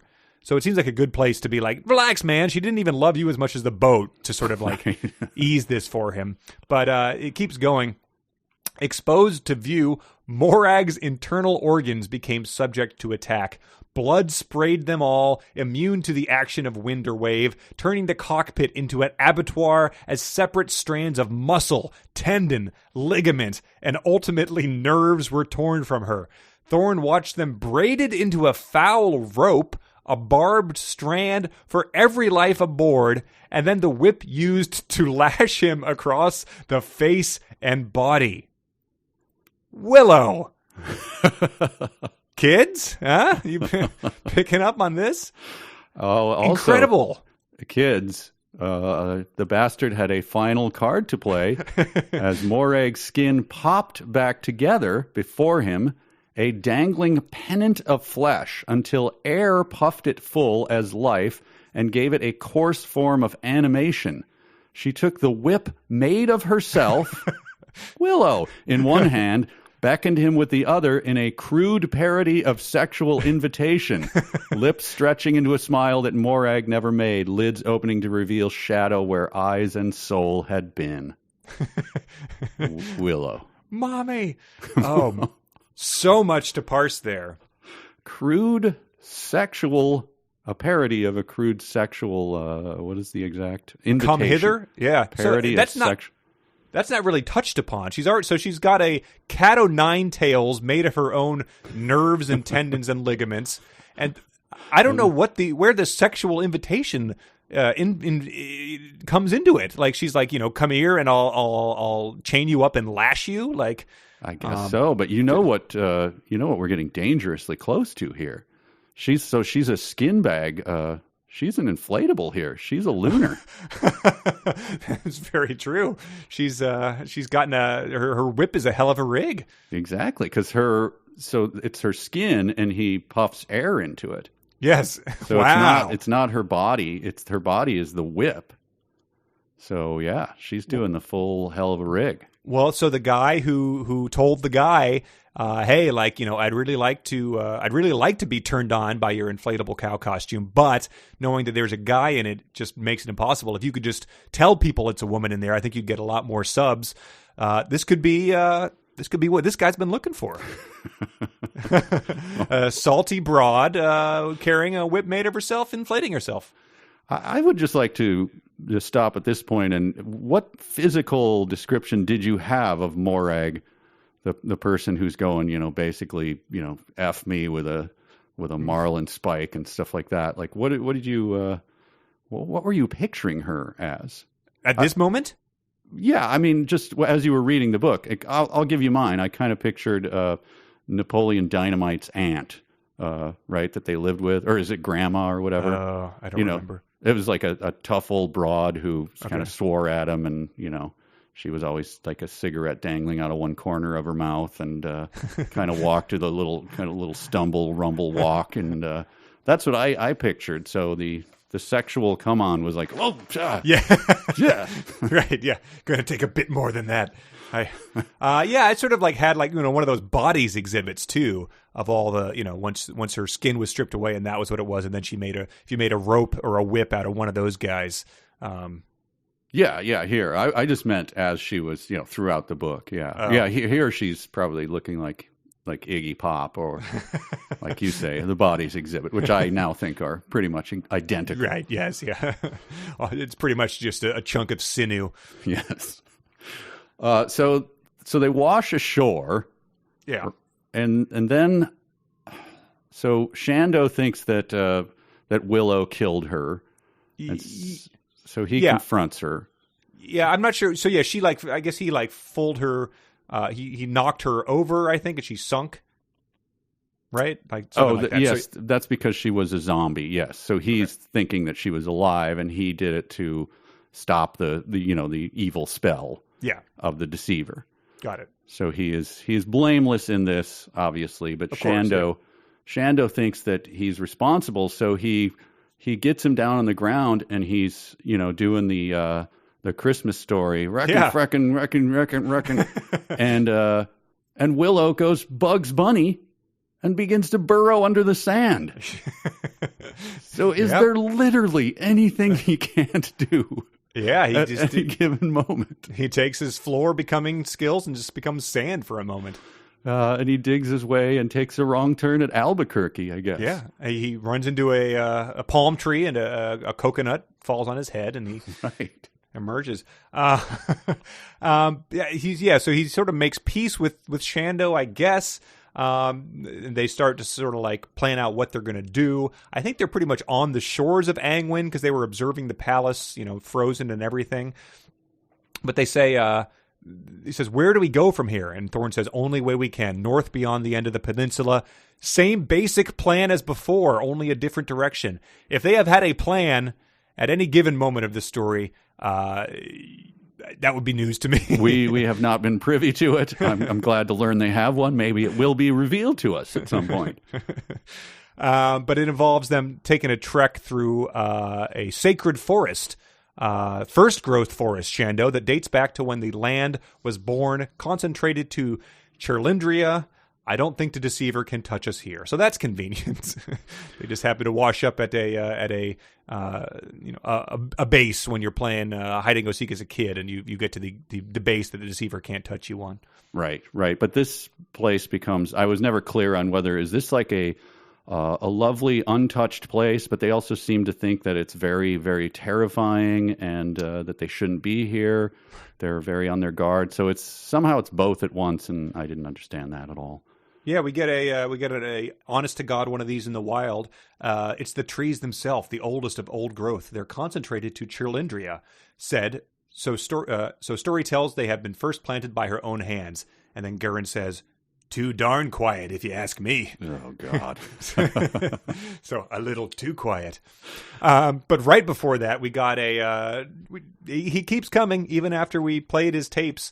The contrast between Elora and Corey, as outlaid by Clucas. Elora progressed in much the same manner as a cow or a sheep. When nudged along her way, she went. So he's just doing he's going through Old MacDonald and just saying every single one of those is her. Will she ever? Is there ever going to be a point where she's described as, tripping lightly like a fawn, or will we be sticking to the ruminants and the split-hoofed animals mostly? Yeah. Here? I think the more oaf-like animals, the beasts of burden. Right. But then you get Corey. So this is you might think he's going to draw a positive comparison. Not really. Corey was nothing but questions. What is this? Where did this come from? Bludgeoning him with a barrage as infuriating as it was genuine, to the point where he would as cheerfully throttle her for her enthusiasm as he would Elora for her equally total lack of it.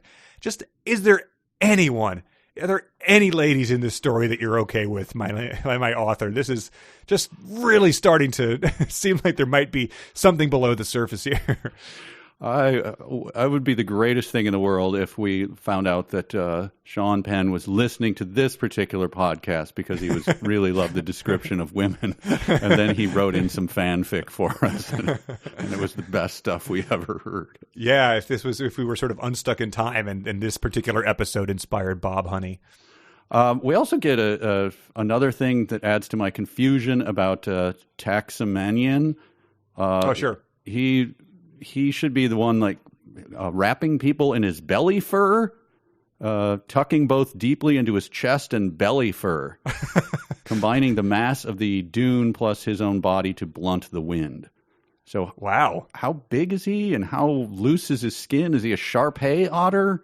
And then he kind of pulls his belly fur out and wraps people around it. Yeah, maybe that's, when you do the equivalent of a beer belly for a win or a wern. So, again, what the hell is this creature? I don't know, but yeah, so like imagine you're like, you're at a football game and you're sort of like, oh man, I wish I had like worn a warmer coat. This is sort of getting kind of rough, and he just pulls out a massive blanket of belly fur and sort of offers it to you, and you're like, no, I'll just rub my hands together. That just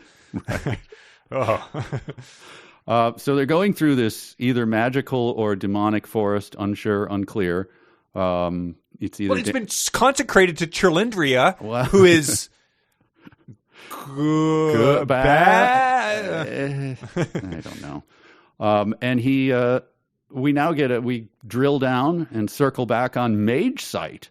Oh, yeah. So let's get the rules down here. Mage Sight, he told Garen when they moved apart again, better vision than a cat in anything less than absolute dark, more suitable than a torch.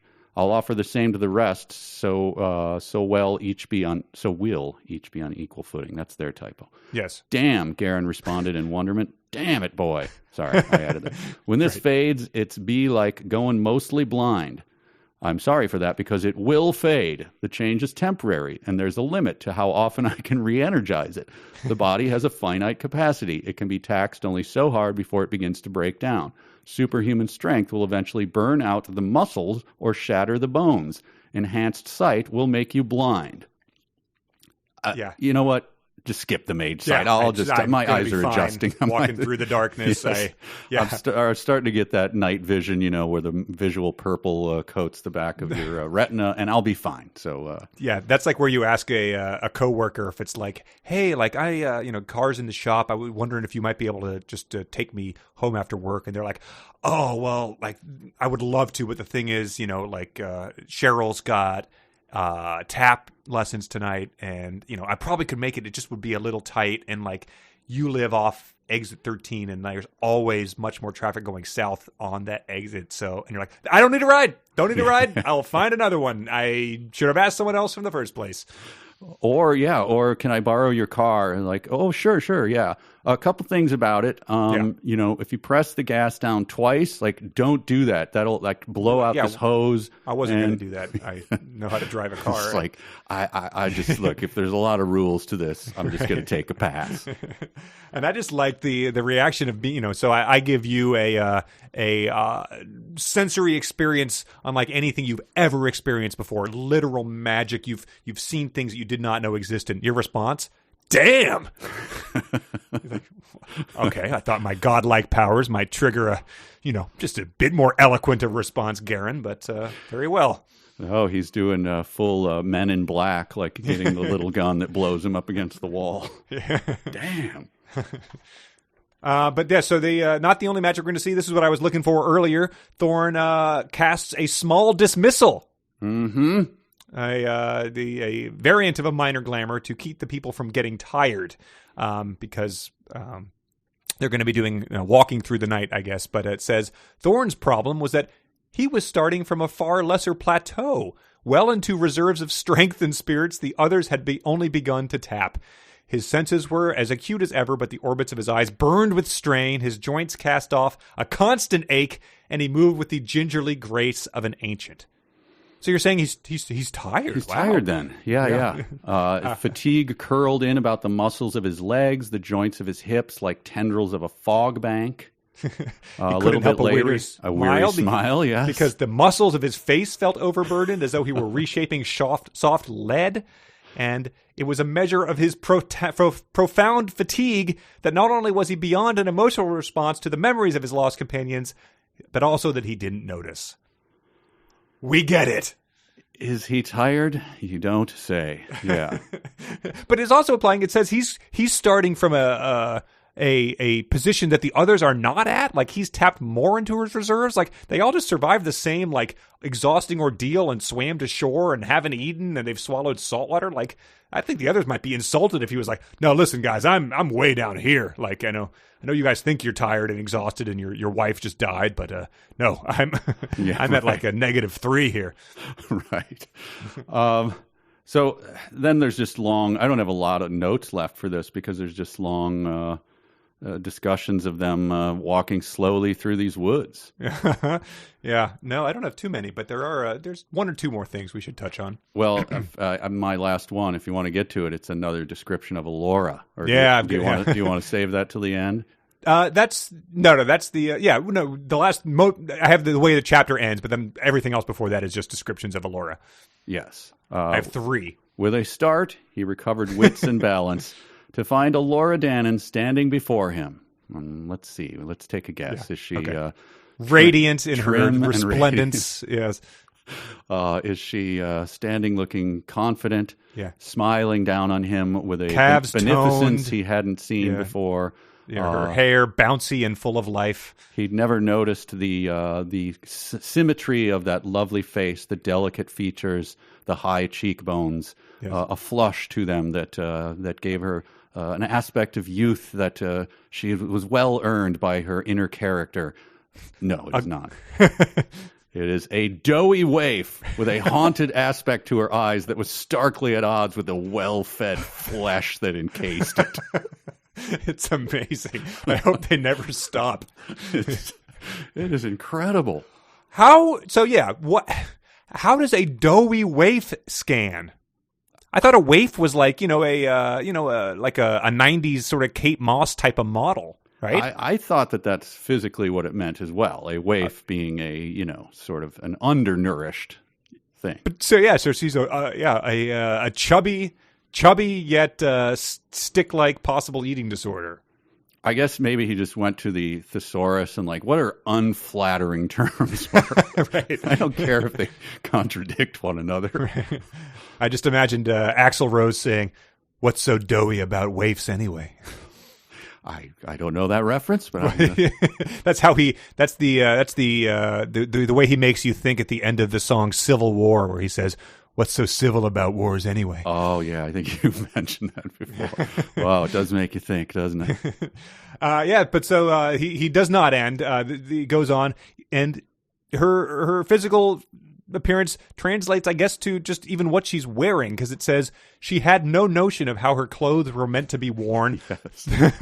Thorne had the sense from her that she blanked while being dressed, standing before her maids nearly naked and emerging properly and exquisitely outfitted, without the slightest clue as to how it was managed. Still, she'd tried to arrange them as best she could. Not terribly successful from the perspective of either comfort or aesthetics. So she tied a skirt around her arm. Yeah, she shoved her pant leg into her mouth and is just going. A pair of underpants over one shoulder, kind of clumsily crammed through both leg holes. Yeah, she's got a bag of wavy Lay's chips that she's wearing as a sleeve. She punched a hand through the bottom of it, and so now that's her like gauntlet.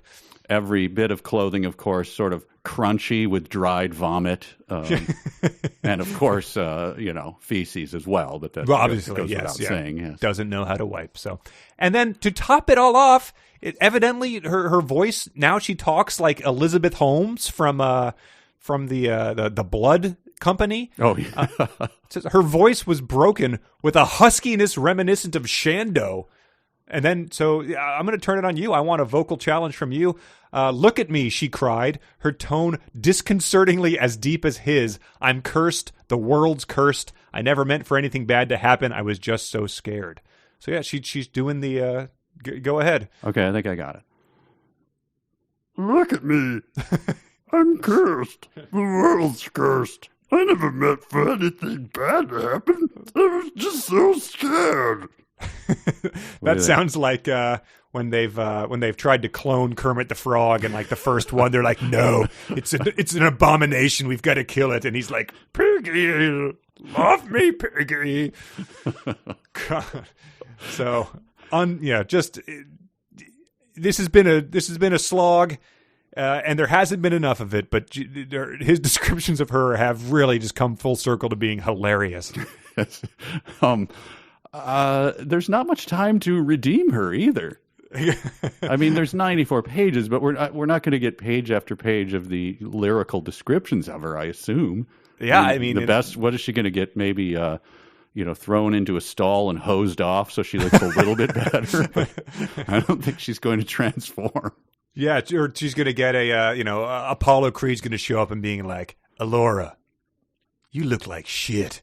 Then he's going to take her to a mountain and just sort of like do like a intensive beauty makeover type of thing. A makeup tutorials and doing crunches and stuff. So yeah, it's going to have to be that because it can't be taking off glasses and shaking hair down. And I never noticed how radiant you were.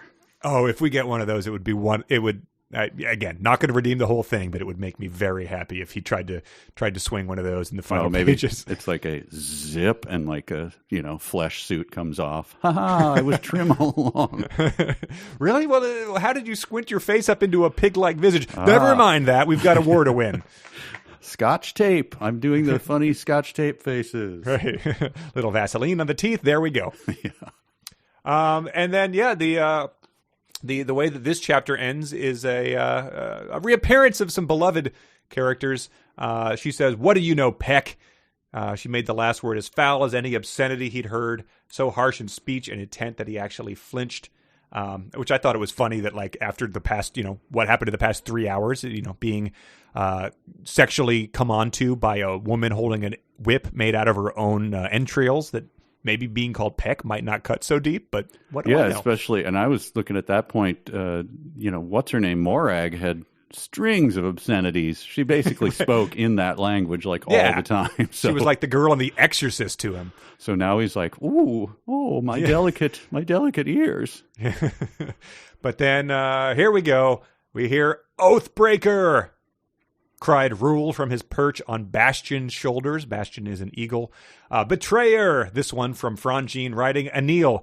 Demon, they cried together, even more of a curse than Elora's peck had been. A word meant to hurt, worse than any weapon. It ends with the brownies riding the eagles, who had been long forgotten, but they're soaring towards him, and Willow puts up his hands to protect his faiths from the talons of the eagles that are now besieging them. So there are 4 creatures who see him as a demon, but no others. Right, yes. Because I assume the eagles are not going to take these idiots' word for it. Right. Like, no, yeah, must. He's a demon. No, he looks fine to me. Like I'm That's not Thorn, going to plunge my talon into him. Yeah. So they are, for whatever reason, they are still perceiving the bit of the demon that the demon imparted to him when he requested his assistance. And will we understand that? I do not know. Will it be something he can easily dismiss with a minor glamour or a what was the last one? Dissembler? No, he's got, let's see, Outsight. Insight, mage, small dismissal. Small dismissal. So yes. Maybe you've got a small demon problem. You dismiss it with a small dismissal. Mm-hmm. You could punch the air. I don't know. It does something. Yeah, couldn't he? He could send them away with an air punch. He's going to pull that. Yeah, that's what Judd Nelson was trying to do at the end of the Breakfast Club. There was 2 brownies. This is a fan theory, who had been bothering him the whole time they were in detention, and he was trying to dismiss them with that punch. So there you go. And all I can say about those 2 chapters is, man, poleaxe me with a sledgehammer, huh? That was some tough reading. Yeah. As long as you're making a sneer that's a crude parody of sexual invitation while you extend that invitation. with a whip of my own flesh and nerves. Willow. Yes. We've got some people are reading this, so they do have some thoughts they wanted to weigh in. So let's do some listening. Shocked that they're still reading, but glad. Shocked in a good way.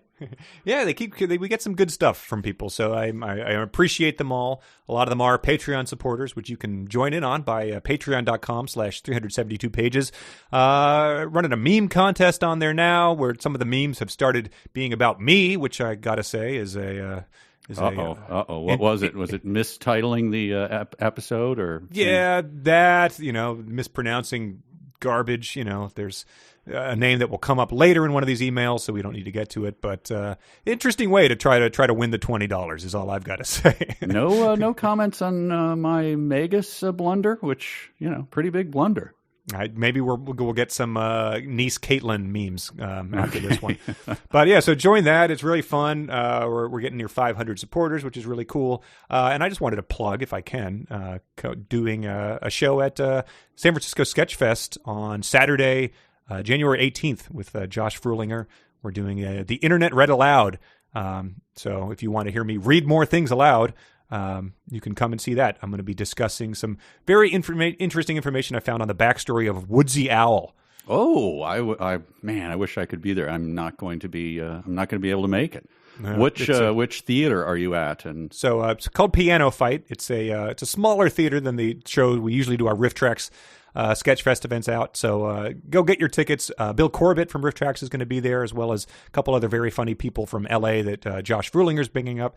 It should be a really fun show. We did it once like 5 years ago, and he's kept it going in LA. So do come see us. I would love to say hi. If I see any cow rig shirts, I might make a slideshow of the cow rig too, since that's very internet-y. Yeah, very much so. That I know that venue. It's a good one. Oh, good. Have you seen it before? No, I've never. I've got my terrible Airbnb I'm staying in, because when you do a 90-person Sketchfest show, you don't get the put up in a hotel and flown out there like you do when you do a Riff Tracks Live. Sure. So it's right near there. So I hope it's in a good part of town. It is. It's right near everything there. It's not far away. Yeah, so if you come out to see that, say hi. I would love to talk pretty much any other book besides this one. But our first email is from Patrick. He says, turns out Chris Claremont's got a formula for how complicated his plots became. The Claremont coefficient. This is a known thing. If the number of plot points introduced in a comics issue divided by the number of plot points resolved in the same issue is over 1, then you've got a Claremont coefficient. It's also known as a kudzu plot. And so this has its own TV tropes page. Claremont coefficient redirects to kudzu plot. And then really? He also, it's so I guess that's just if you keep introducing things and not resolving them, like Lost, I guess. Yeah. Okay. Claremont so coefficient. kudzu referring to the overgrowing plant that tangles. Yes. Okay. Yes. And then he says apparently also his dialogue was so signature it was called Claremont Ease. Check out this panel set by legendary artist Bill Sienkiewicz. Had to draw for a whopping 317 words. As he points out that the rule of thumb is in a comics is 28 words per panel, and he points out, he links to these things which are truly hilarious to read. It is a comic in the loosest sense, in that it is a block of text with like some tiny drawings wedged in around it. So evidently his comics are sometimes as hard to read as his Willow novelizations. Why is this guy continually hired? Revered? Then? I have no idea. Because that's the one thing you third is like, it's like, oh well, he just must be a great comic writer, and this is one panel, but it looks like utter garbage. So, wow, I assume is that up at Patreon? I will put it up there. Yeah. Okay, great. This is by Blake. He says this brings me to the teeth clacking, which you guys have identified as being from Val Kilmer's Iceman character in Top Gun. My alternate take is that it's not Iceman at all, but Chatterer, a demon from Hellraiser, who I guess is chattering their teeth. He included a GIF. He says, what's my support for this? It's only that Claremont lifts the entire climax of Hellraiser for the scene when Morag dies.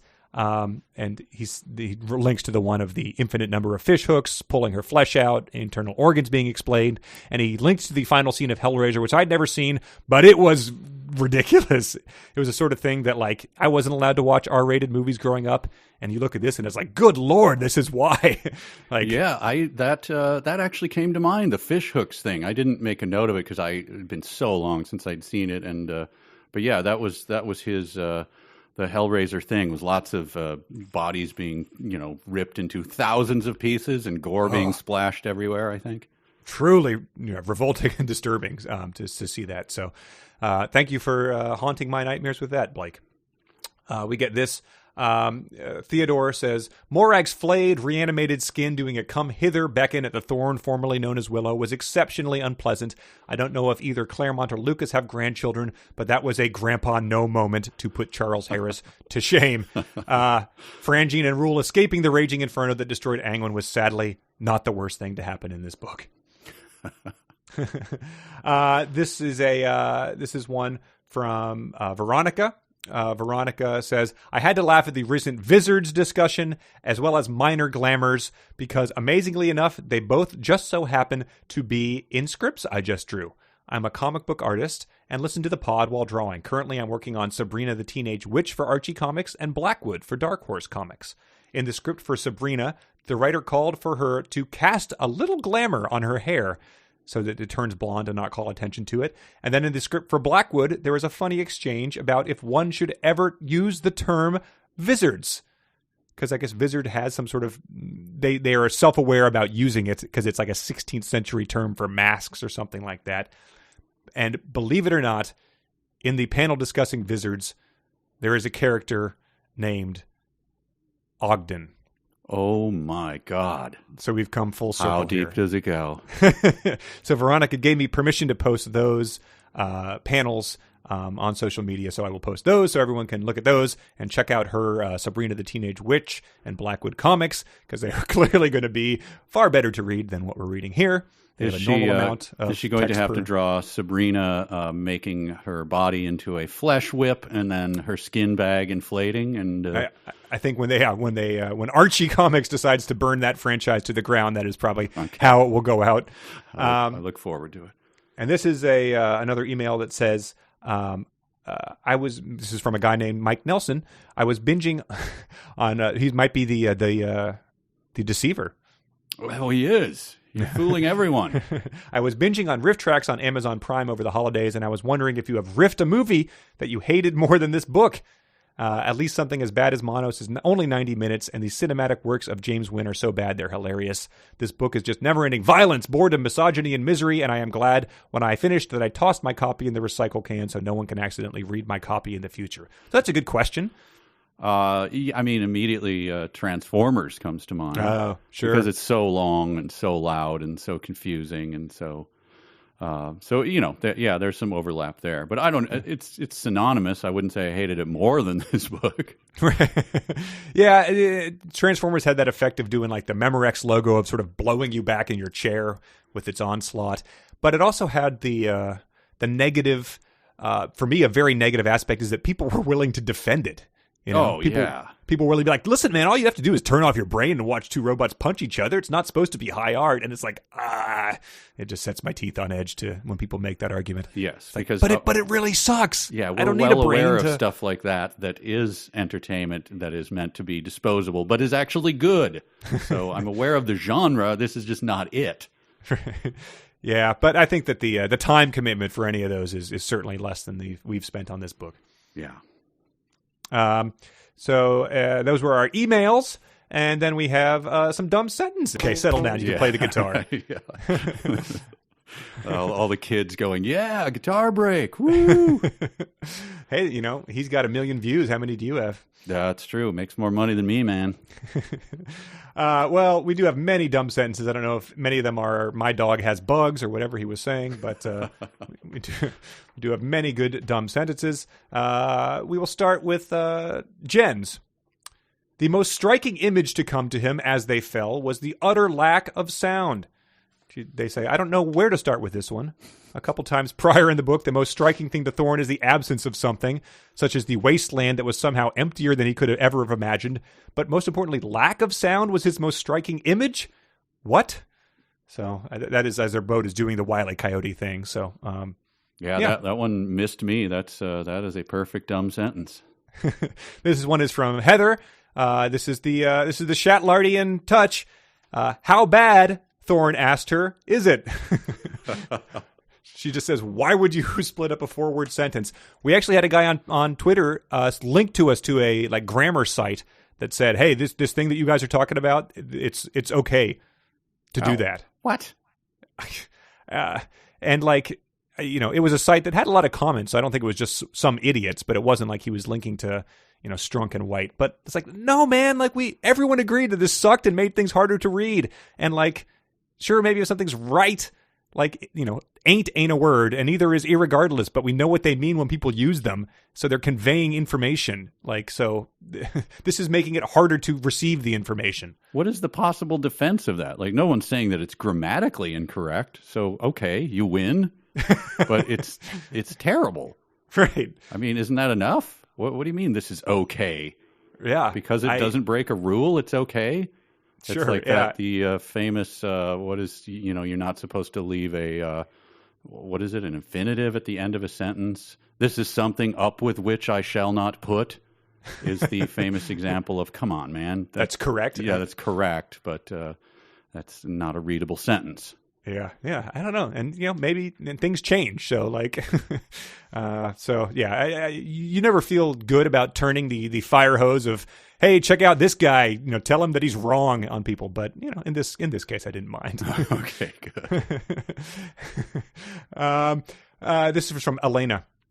Hatches and portholes gave way under the tremendous impact, water bursting into the cabin with the force of fire hoses, solid wood visibly flexing like sheets of tin, so that even cubbies thought stoutly secured were sent flying.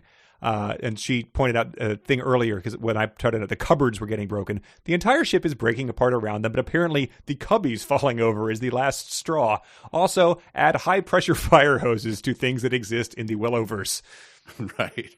The cubbies thing made me think a little bit of setting up a room. Like, suddenly the cubbies are disturbed. That's bad news. I think the cubbies, you glorious insane bitch, the cubbies is one of the best lines from Setting Up a Room. What did I have? I posted an image yesterday. I posted me and you. We made a video of the making of Setting Up a Room, a recreation of how we discovered it. I posted that on Instagram. I'll post that as well. I'm pointing a gun at you as you're trying to cut the film. Oh, that's right. This is from Harris. Unbidden, the demon child sprang to the stern to release the anchor the only way she knew how, her booted foot, lashing out against the broken transom before Shando or any of the others were even aware she'd moved. He said, so she kicked it. But what I took away from that was the resurgence of booted foot, which again was a Shatlart trademark. I didn't know if anyone else had noticed it, but someone else wrote me an email about it, so I figured it was worth bringing it up. Right. Yeah, I'd forgotten that. That's booted foot, yes. This one is from Andrew. The cove was surprisingly calm, thanks mostly to a curving tail of earth and rocks that acted as a breakwater, the storm manifesting itself through the roiling thunder of the surf with an occasional splash of spray over the top for emphasis. And he said, besides the sentence defining what a cove is for us, the fact that the storm gives us an occasional splash of spray over the top for emphasis makes the storm sound like it is throwing a little fit. Or maybe it's just the bile rising in its throat. This one's from Janelle. The deck was mostly awash, the schooner reduced to a few handspans worth of freeboard that no amount of work on the pumps would improve. And she just said, I know these are English words, but I have no idea what this means. Boat wrecked? I think that is what it's intended to convey. And I wanted to yell freeboard the next time a band was doing an encore. This next one is from Lucas. He thought of Corey like a vampire or were. And he said, ignoring for the moment of the implied existence of vampires and werewolves in the Willowverse. Hey, there's fire hoses, man. They could be there. He said, abbreviating werewolf to were makes no sense. Were is an old English word meaning man. I never thought about that, but that makes sense. But so unless he thought of her as a man, this is just Clucas being needlessly fancy with the language. In case you were wondering, and I certainly was, I know this because when Sonic Unleashed came out, that is a Sonic the Hedgehog video game, it had the titular character turned into a werehog, and smug folks on the internet made this exact same point. Oh, that it was man-hog? Well, yeah, so Sonic the Hedgehog is not a man. So I guess when he was turning into I assume he turned into a hog by the light of a full moon. So he was a werehog. People were... Yeah. That's hilarious. I never really thought about werewolf, the etymology, but so yeah, just saying were doesn't really get the point across. Right. This one's from Shane, Patreon supporter. Shando loomed, managing to hold himself erect despite the logy wild ass motion of the ship. So this is like another, Will Smith Men in Black type of thing, being like, damn, Tommy Lee, you've got some wild ass shit back here. Yeah, I noted that too. I didn't write it down as my dumb sentence, but very out of place. Is it just talking about like trying to tame a wild donkey, like it's bucking like a bronco? I mean, it read like a bro wrote that sentence. Ghost wrote the sentence. Yeah, Logie, I didn't even bother to look up. That just is tired. The Logy, right? Yeah. Just tired, yeah. Okay, so I've got my own. I had that as one of my picks, but this was another good one. He's sort of inhabiting the storm, but then it says, with a start, he found himself back in himself. Oh, boy. Yes. I had keyed on the with a start, but couldn't remember whether we had beaten that horse too much. But a lot of starts in all of our books. People waking with starts or doing stuff with starts. Well, yeah. As long as they keep doing it in movies, they're going to keep putting it in books, I suppose. I prefer to picture it as Martin Short doing it. He's big on those, doing the full vaudevillian, like someone walks up behind him and he acts like he's just been scared out of his wits. Those kind of comic starts, like, so that's what I prefer to picture them as. What do you got? I kind of burned mine, but it's the worse than being poleaxed by a sledgehammer. Sure. Yep. That makes sense. Yeah. I burned it for entertainment value early on. Well, we need a lot of that. Yes. All right. Well, I think that takes us through to the end. I think we're going to read up to page 404 next time. That's right? We don't want to read 96 pages of this and talk about it for 4 hours. Well, what do you think?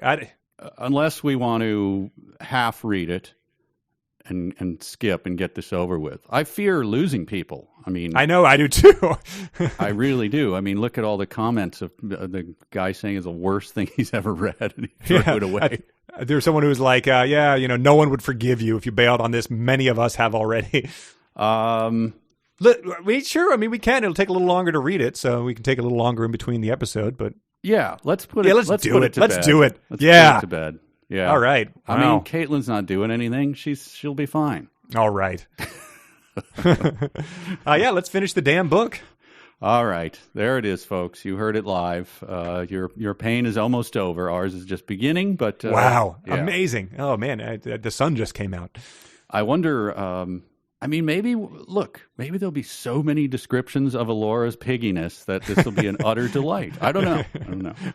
One can only hope. It's just page after page. I went back before when I found that dark web. I just wanted to make sure the pig thing was not something we'd been over exaggerating. They called her a pig once,